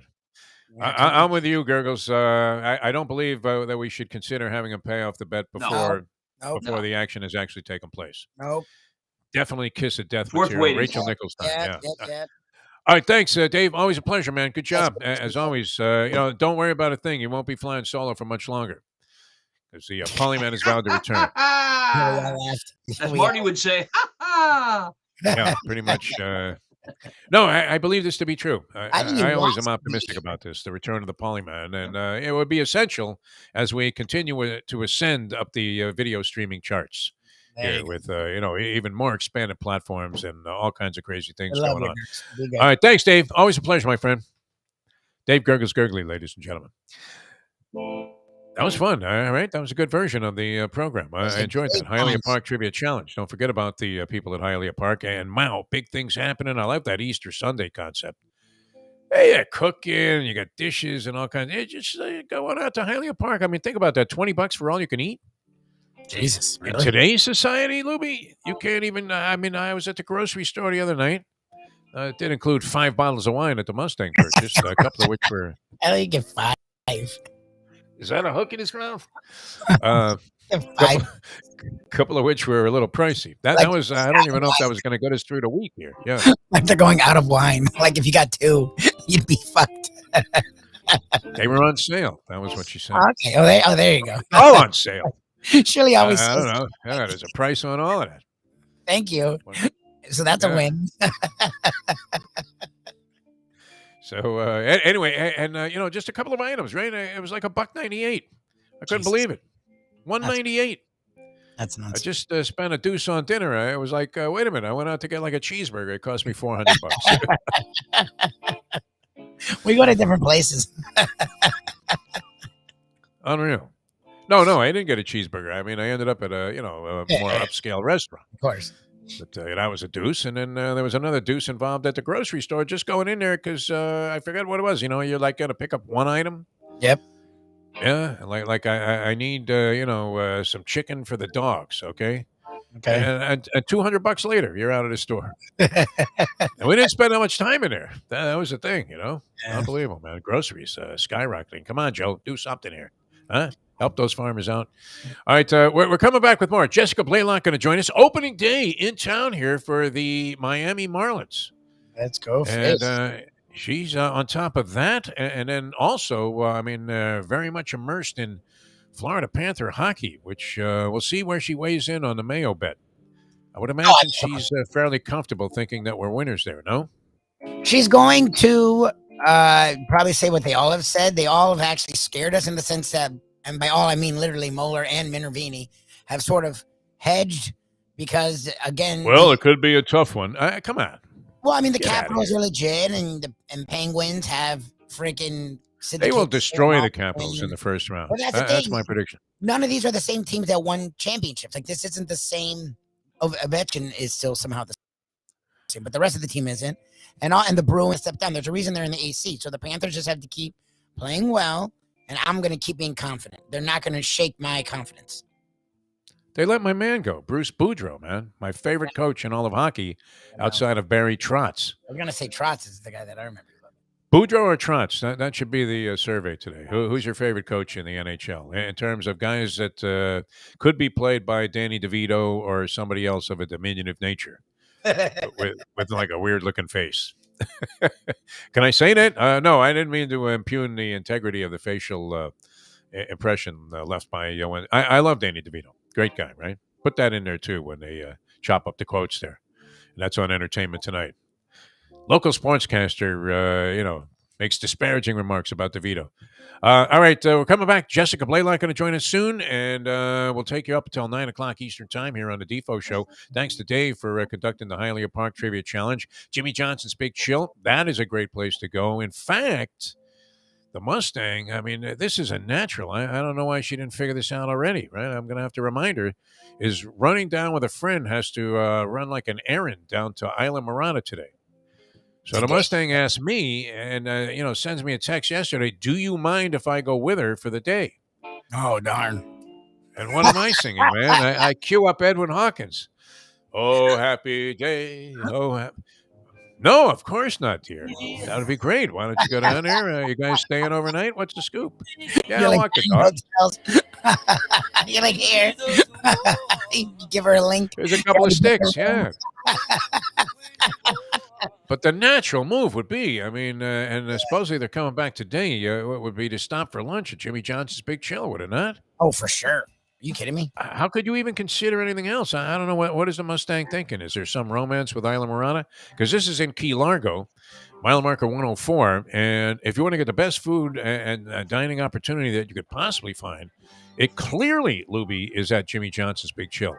Now, there were a lot of really nice restaurants there that are kind of iconic and classic places, and I like to frequent them. But if I want to relax in the afternoon, the early evening, have a great dinner right there on the bay with the sun setting and the music going, and the food is really top-notch, just unbelievable. Whether you want something real casual like nachos, wings, a pizza, and the pizza's there. Is it fair to just, say, well, they have pizza? Because this isn't like some frozen thing that they stick in, the oven for, at a very high temperature for a few minutes there, Oh, they and then make bring it. it out. Yeah, Yeah, everything's fresh to order at that place. It's ridiculous. And they're always happy. innovative. It's insane Yeah. that they're always happy, even when they're packed. And it's fresh to order. It's amazing, that place. I can't wait to see the look on Mike Mayo's face. Not when he pays off this debt at Runway 84, but when he first sinks his teeth into, and he is Mr. Pizza, this kid, into the Italian fisherman pizza. What do you think? Or is he so irascible now that he even makes a face immediately because he feels like he has to? What do you think? Now, you can't eat that thing and not be like, wow. I'm just looking at it. Yeah. That thing lasted me 3 days in the fridge there, all 3 days that I was there. And, even, a couple of days later, I mean, it was just absolutely dynamite. Heat it up. Imagine when it comes out fresh on the table there, you're overwhelmed, just piled up with the freshest of seafood on a pizza. It's fantastic. Is that a Maine lobster? Yeah, it looks to me. Yep. So, it was phenomenal. I mean, all of the food there, very innovative. They do a great job. I'm going to give Mustang, I don't even need to give her 2 sticks because the prices are very reasonable also. Great atmosphere, great vibe, great food and drink. Just a terrific place all the way around and really exquisite accommodations. If you're interested in staying there, check it out at jimmyjohnsonsbigchill.com or just make your plans to get down there. If you're rolling down Isla Morada like the Mustang is with her friend Kat, stop in at Jimmy Johnson's Big Chill, mile marker 104, the Overseas Highway in just at the very north end of Key Largo. All right, Jessica Blaylock going to be with us about what time, Lubie, is that happening? 5 minutes. 5 minutes. Okay, beautiful. And she's going to have the scoop on Marlins opening day. And also, we'll talk about the Florida Panthers and probably end up inviting her to dinner.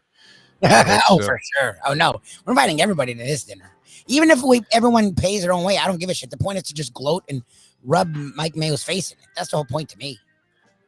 Oh, yeah. I want to see him with like marinara sauce all over his cheeks. I don't care if he pays at this point. He can just pay for himself. I don't give a shit. The point is he's been so like they're winning. They're pulling like Huberdeau's goal the other day was freaking ridiculous. Yeah. They're winning every way they can. And the goaltending is finally coming back. Knight's playing out of his mind. Bobrovsky's playing fine. And he's still like, well, you never know. Okay, you know what? You never know this.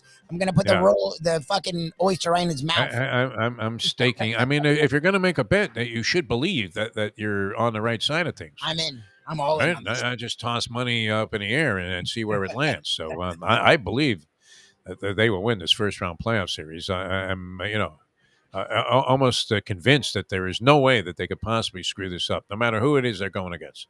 Same thing. I mean, in hockey, it's a little more of an equalizer. Yes. 1 versus 8. I mean, there's less disparity and distance between the team that, was the best in the regular season and the team that comes in as the 8th seed. But I still think it would be impossible to conceive of them losing the way that they've been playing. So, see, Mayo thinks that Doug Sifu, the executive, the CEO, who he has, a beef with, plays for the team. He doesn't. He doesn't have any involvement day to day, and that's the better for it. Who knows, man? I mean, they seem to be doing very well. Very exciting team too, which is nice. I mean, if we always say if you're not going to be good, be exciting. If you can be both, it's absolutely fantastic, and that's what the Panthers have been. We're hoping the Marlins get there, and we'll talk about it with Jessica Blaylock coming up here on the Defo Show. Mike Lubitz, I'm Jeff Deforrest here on Ion Channel, and we will return in a moment. Now that the time. Day 29. Poker is your game. You're covered in style. And you can play all your favorite Vegas-style games, including blackjack, craps, and roulette in Hialeah Park's sizzling hot casino. Get a player's card when you walk through the door for all kinds of generous amenities, including our favorite, free play, when you come out to the ultimate casino and entertainment destination, Hialeah Park. These days, we're all looking for comfort anywhere we can find it. Thank goodness for Landlubbers, Raw Bar and Grill in the Plantation location because they are making sure you are as comfortable as possible. You're going to have the best wings in the world. You're going to have a great burger. You're going to have their amazing soups. Again, Landlubbers, Raw Bar and Grill. It's nice and easy. Just go to landlubbersbarandgrill.com for both your pickup and free delivery. Thank goodness for Landlubbers for making you always feel right at home. Catholic Health Services is committed to care that changes as your needs do. Our full continuum of services is designed to be there throughout your care journey. If you need assistance with daily living, post-acute care following a serious health event, or additional medical care at home, we also offer skilled nursing and palliative and hospice care. Your care needs may change, but our commitment never does. Catholic Health Services, South Florida's #1 choice for post-acute and end-of-life care. Visit CatholicHealthServices.org. I can handle things. I'm smart. Not like everybody says. I'm dumb. I'm smart, and I want respect. Start your day with a cup of Defo. We now return to the Defo Show.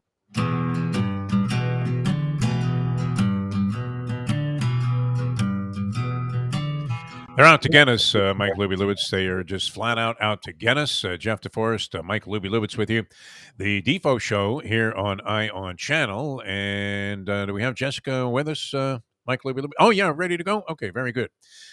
We welcome to the program one of our favorites. And, I love someone who, is adventurous and in this case, from a ballpark standpoint, has a little Anthony Bourdain in her. And then on top of that, does an outstanding job. I mean, just brilliant analysis on both the Major League Baseball team she covers here for Bally Sports Florida, the Miami Marlins. And then, I mean, it's tough to know hockey, isn't it, Lubie, also? Are you kidding me? Be an expert on that?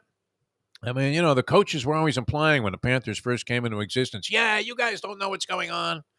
I mean, we could tell you all kinds of things, and they didn't really have that many reasons to make excuses because the Panthers actually, as an expansion franchise, were pretty fantastic. I mean, near 500 a couple of years in a row, and then they go to the Stanley Cup final their third year. But all over this fantastic Panther season is the lovely Jessica Blaylock, who joins us now here on the Defo Show. Jessica, how are you? And good to have you on the program. Thanks for joining us.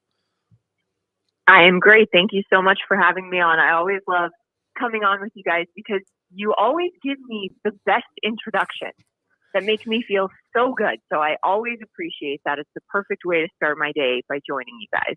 Well, we appreciate that too, but it's well deserved. I mean, literally among our favorites in terms of the job that you do and the various roles that you are involved in on TV, and with two very diverse types of sports here. So let's get into the baseball because I believe in conspiracy theories, and I don't know. What is it? Is it because Jeter left? Why do the umpires have it in for the Miami Marlins so far? I mean, it seems like... I have no idea. Two horribly, I mean, not even borderline pitches, right? Yeah. Like horribly missed calls. The one to Eliezer Hernandez, of course, and then the next hitter, he gives up the 3-run home run, and I'm sure some frustration had to do with that. And then the ninth inning, another critical call that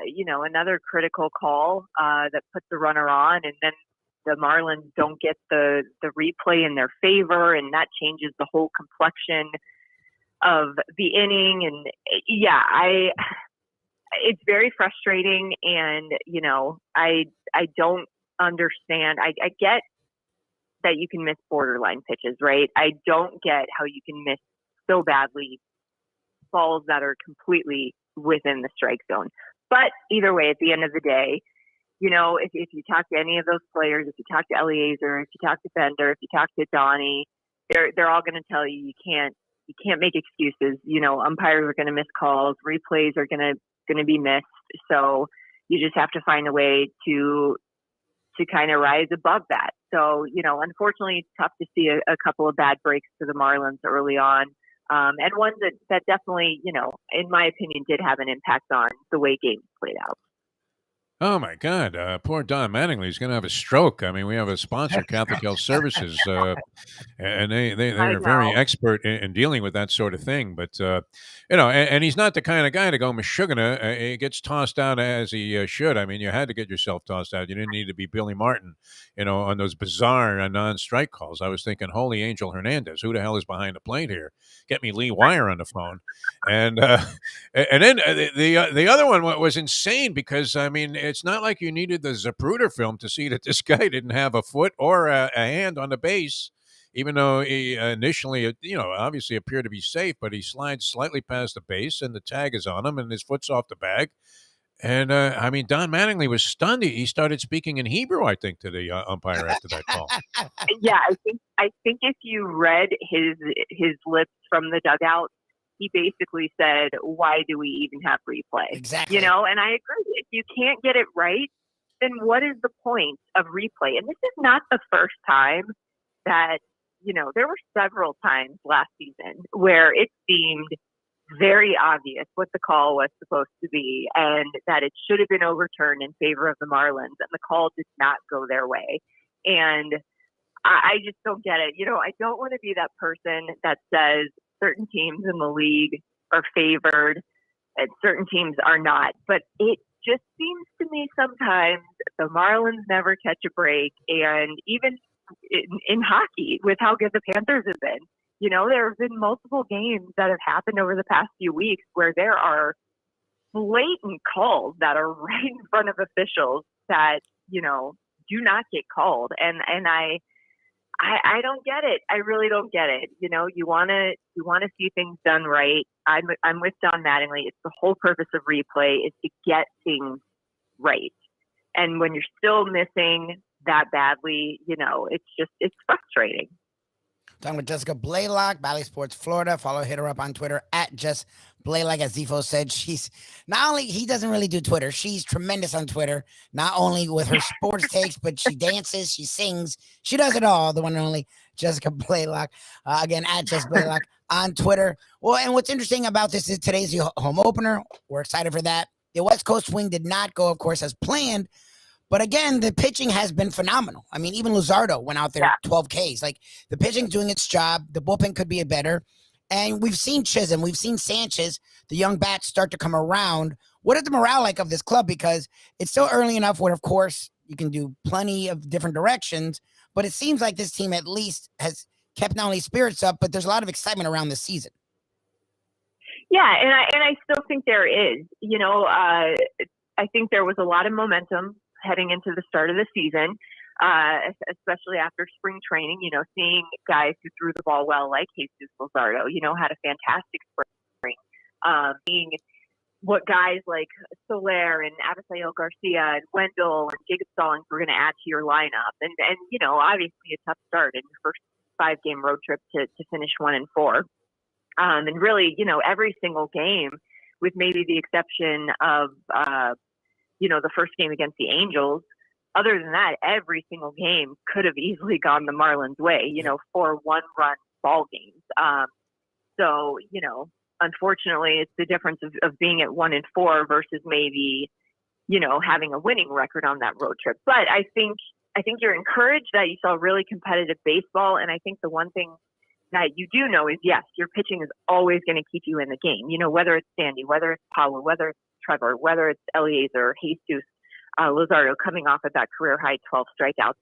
But now you just need your bats to kind of catch up with your pitching. And, not surprising to see maybe a slow start to the offense. And I think you're going to see that with, you already have kind of seen that with multiple ball clubs around the league who are still looking to hit their stride offensively, having a short spring training.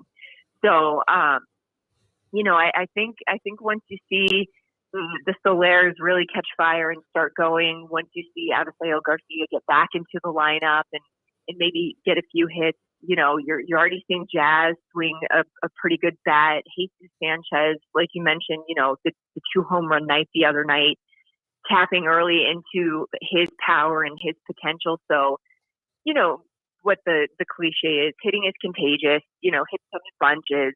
So I think it's just going to take maybe a few guys in this lineup getting going for the rest of the team to kind of feed off of that. And once you get the bats going on top of what is a stellar starting staff for the Marlins, they're going to get going in the right direction. Philly's in town for the home opener for the Marlins. That takes place today. Jessica Blaylock, and you can.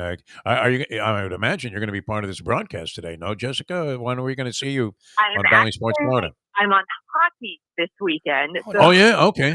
For the next couple weeks, I go from hockey to baseball, back to hockey, back to baseball, back to hockey, back to baseball, and then back to hockey.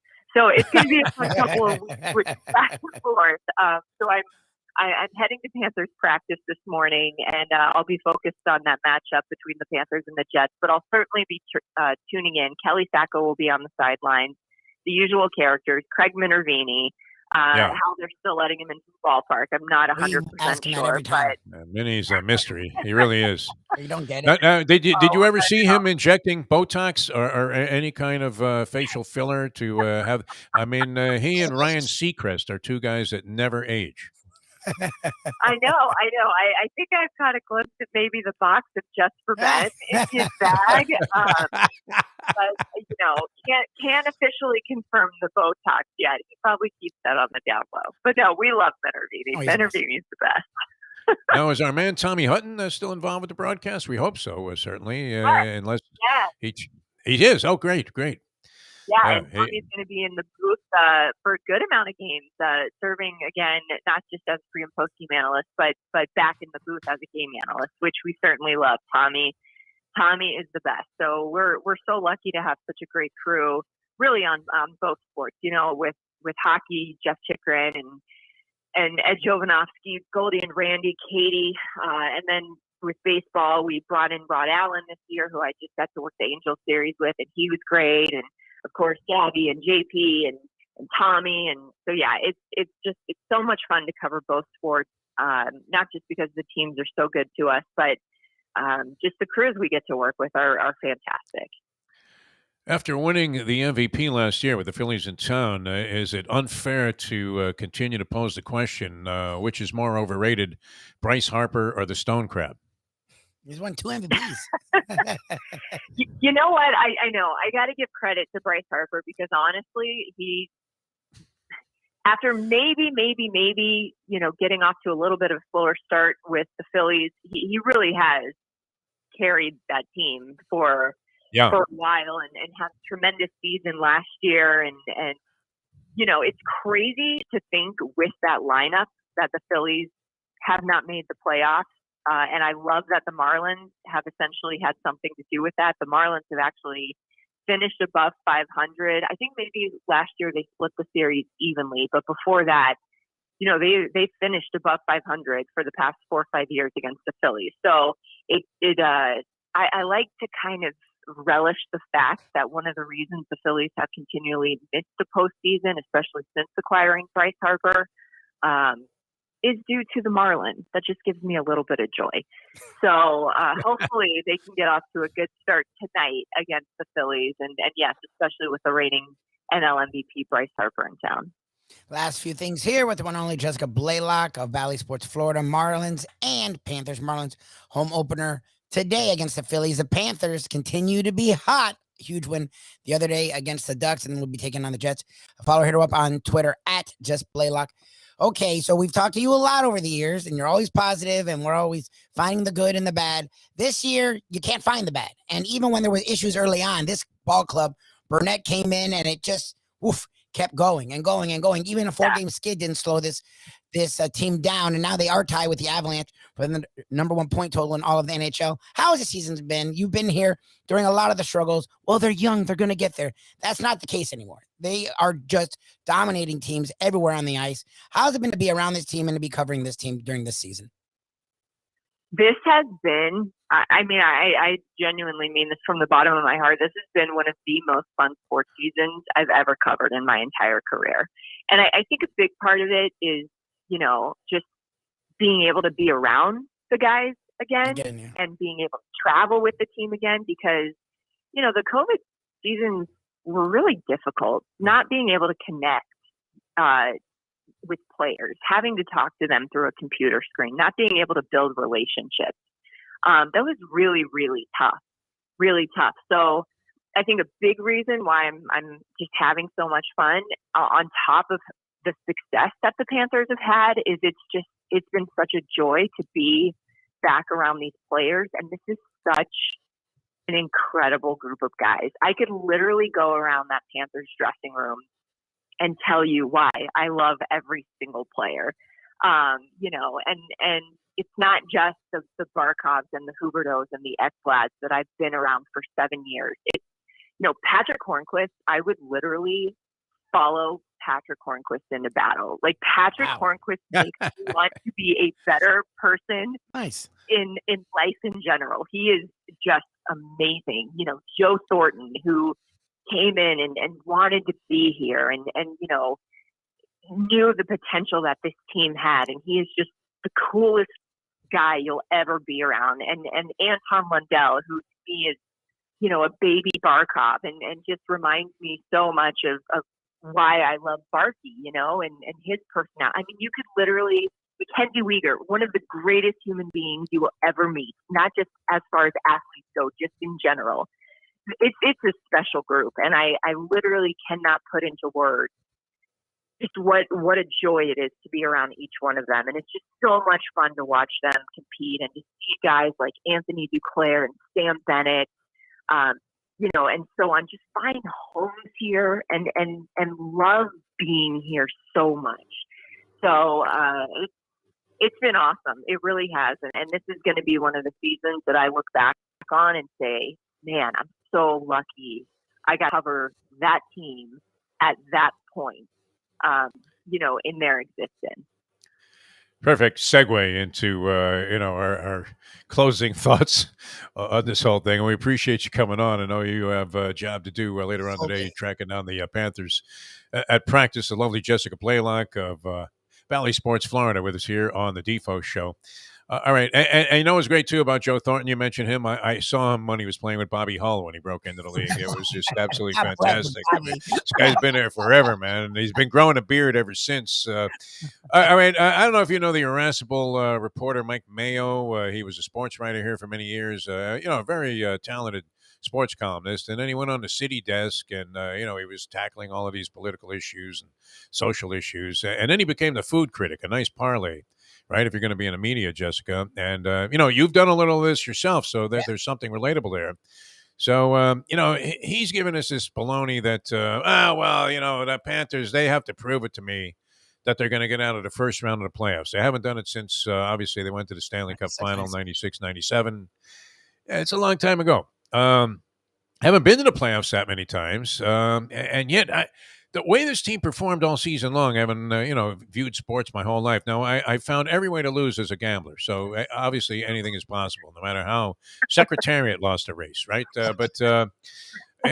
How could they possibly? We're going to Anthony's Runway 84. I'm sure you're familiar with this place, an iconic restaurant. Mayo's picking up the check. We want to invite you. You're invited, if especially you're of the belief, like we are, that this is almost inconceivable that they wouldn't get out of the first round.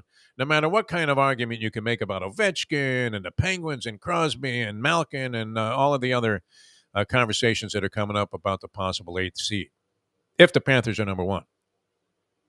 Right. Yeah. What do you think? Are we dining on Mayo? Are we eating on Mayo's number on his check there? If you ask these players, you know what? They'll tell you we haven't proven anything yet. Okay. We like Jonathan Huberto, who has said, you know, sorry to hear that. I'm sick of, you know, Jonathan Huberto, especially, who has had just an unbelievable year and really stepped up and led the team and developed his two-way game. And you talk to him, he's like, you know what? I'm sick of losing. I'm sick of going home in the first round. You know, I thought we were good enough last year to win it. Obviously, it was a tough series against Tampa. But so, I mean, these players have the mentality of, no, we're not exiting in the first round this season. You know, we know how good we are, but I think they also have the sense of humility to understand that they still need to prove it. You know, that and Andrew Burnett says that all the time when we ask him about these regular season accomplishments and all these franchise records, and you know, he's like, yeah, it's great, but we still need to prove we can win in the playoffs. Like, that's the goal. So I love hearing that, you know, because they understand the gravity of when the playoffs start. It's a completely different beast than the regular season. You know, you look at Tampa a couple years ago when they blew everyone away in the regular season and they won the President's Trophy. Yeah. And what did they do? They got swept in the first round by Columbus. Yeah. So, And Sergei Bobrovsky, yes. I mean, did the damage there. Yeah, There you it go. was phenomenal for Columbus in that series. So you just have to understand that. I feel like, especially, I mean, in any sport, right? The playoffs, once they start, it's so tough. It's completely different game. It's completely different beast. So I'm not trying to be doom and gloom. I absolutely believe in the sport of tennis. Yeah. They are phenomenal. But I also, you look at the East, and 9 of the top 11, 12 teams in the NHL are coming out of the East. And it's teams like the Rangers, and it's teams like Carolina and Tampa and Toronto and the Panthers and the Penguins and the Capitals. And, so I don't think any first round matchup in the East is easy. I don't think any first round matchup in the East is a breeze that you're just going to look at and be like, oh yeah, we got this, no problem.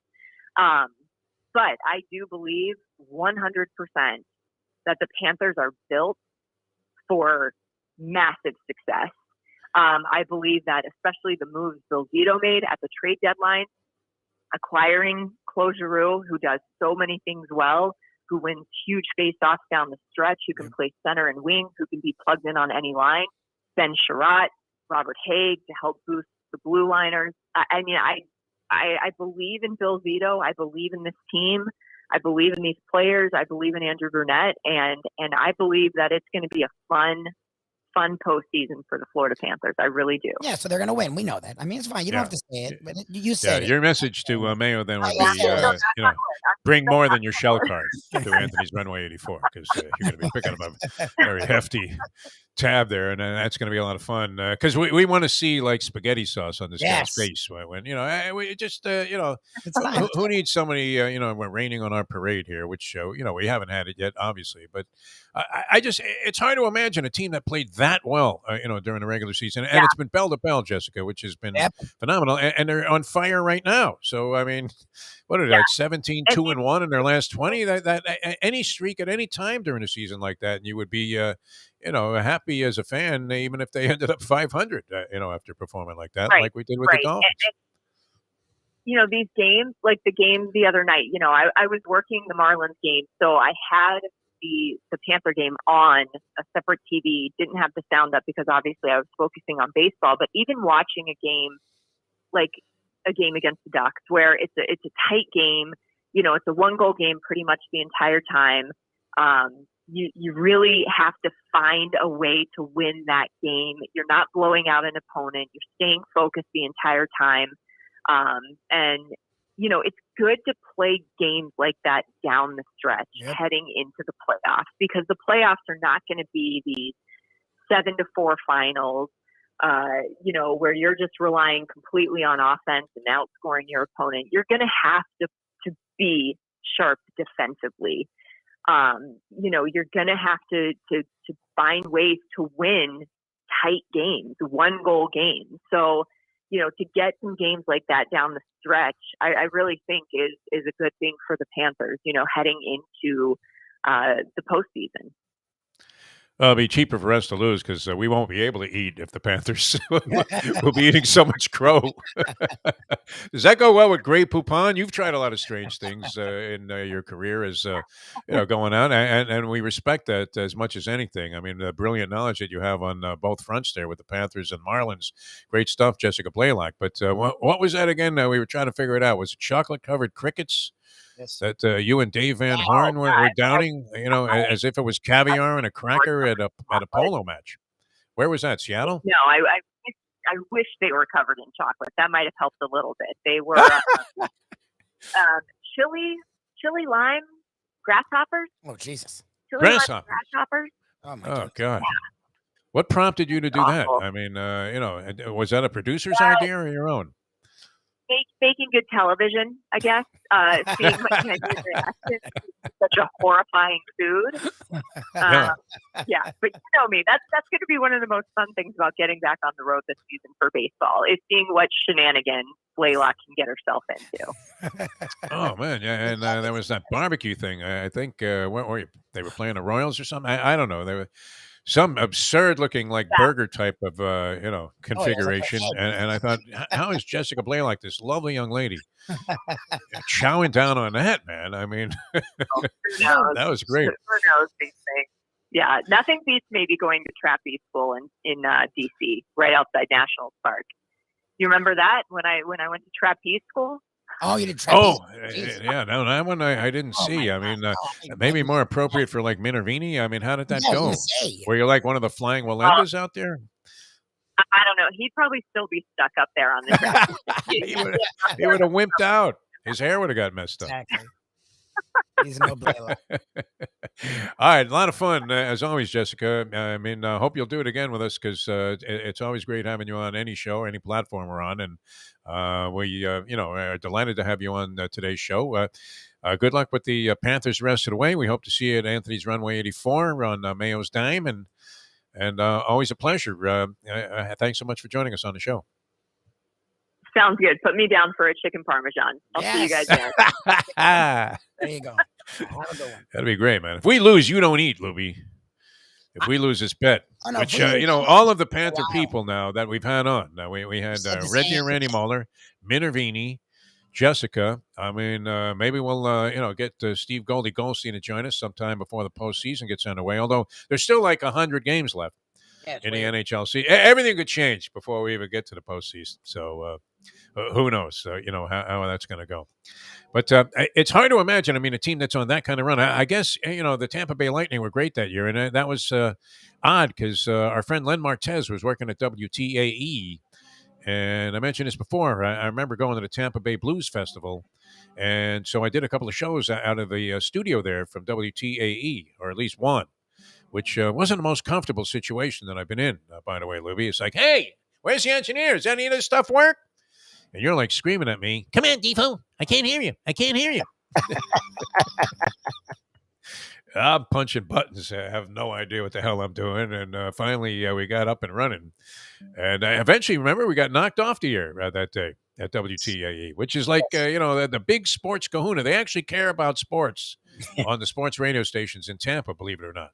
Is that a better sports town in South Florida? Tampa. No, they just don't have any sports stations. They have one. Like where we have 3 or 4 trying to survive in an era where everything's moving to digital. They just have one. They don't have competition. And whatever sights and sounds are there from a radio listener standpoint, go to that one place. It's the same. I mean, it is what it is at this point. Yeah, well, I remember Len Martez, who I knew from working here in South Florida. We were working together for years at WQAM, and he went out and ventured out, and he wanted to be on the on-air side of things, and he eventually accomplished that. So he's working there, and he has to go cover the Tampa Bay Lightning practice that day, and they were down 3-0 in the series. And you're thinking, how is that possible? And sure enough, I mean, they got swept.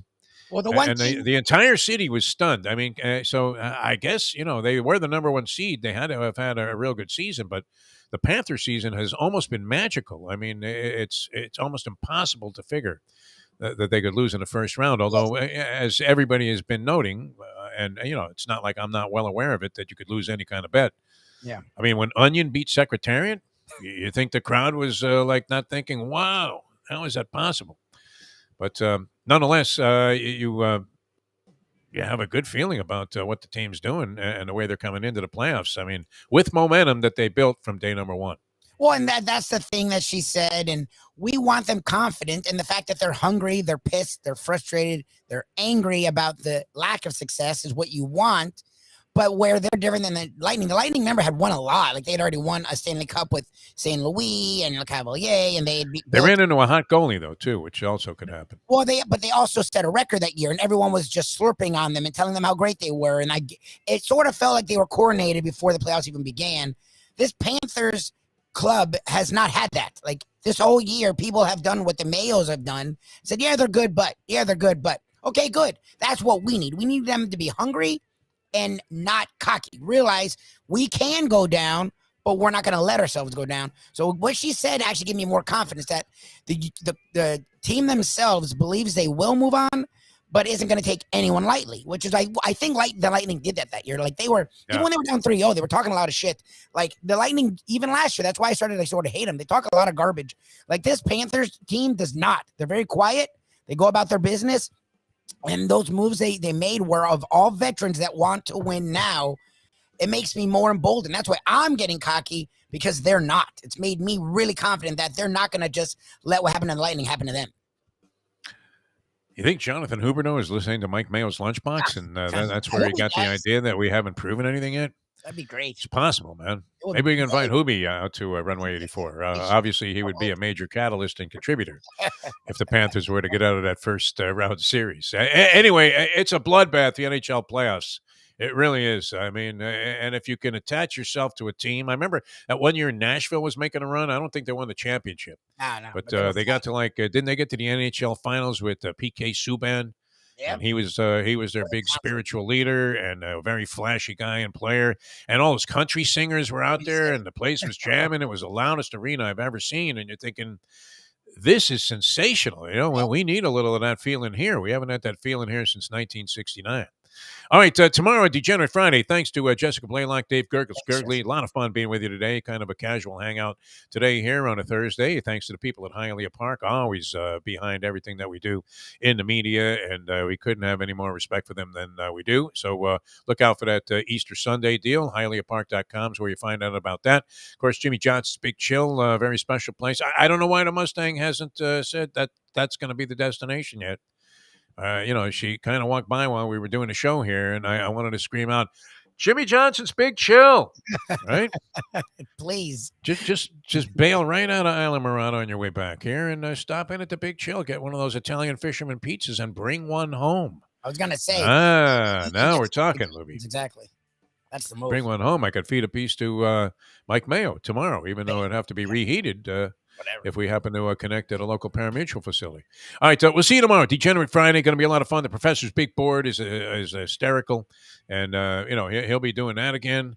And we'll have Mike Mayo, the Gambling Gourmet. We'll get into some food angles, maybe on some NBA handicapping, and see what happens. I think Miami lays over the field of potential. What do they have? They have the Cleveland. You're going to take the food in Cleveland over Miami. What do they have there? Mustard. They're known for. Man, that's about it. Mustard. Yeah, exactly. Honestly, Doc gave their us ballpark mustard is supposed to be the hoot, the hit of all time. And Atlanta, I don't know. Atlanta's probably got a decent dining scene, I would imagine. Lubie, you remember eating out in Atlanta? I was just there a few months ago. The food's good. It's not great. It's not South Florida, but it's good. It's solid.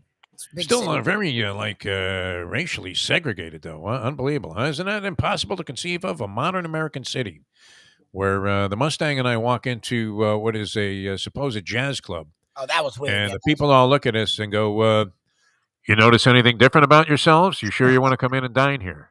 Yeah, you sure? What? Did you want to come in? Yeah, why not, man? They're playing jazz. I'm in. Unbelievable. I didn't really feel uncomfortable until they said something. That was weird. What is going on?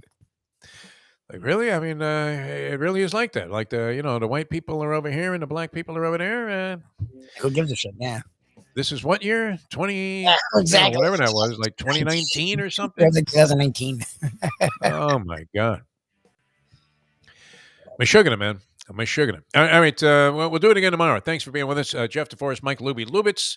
Thanks to Jessica Blaylock for joining us. Dave Gurgles, Gurgley. And thanks to Jack and the people there at ION Channel for providing us with this wonderful platform. We'll see you tomorrow at 7 in the a.m. with a Degenerate Friday edition of the program as we leave you on that. The time. It's 9:03. Let's go to eat a damn snack. Look what they done to my soul.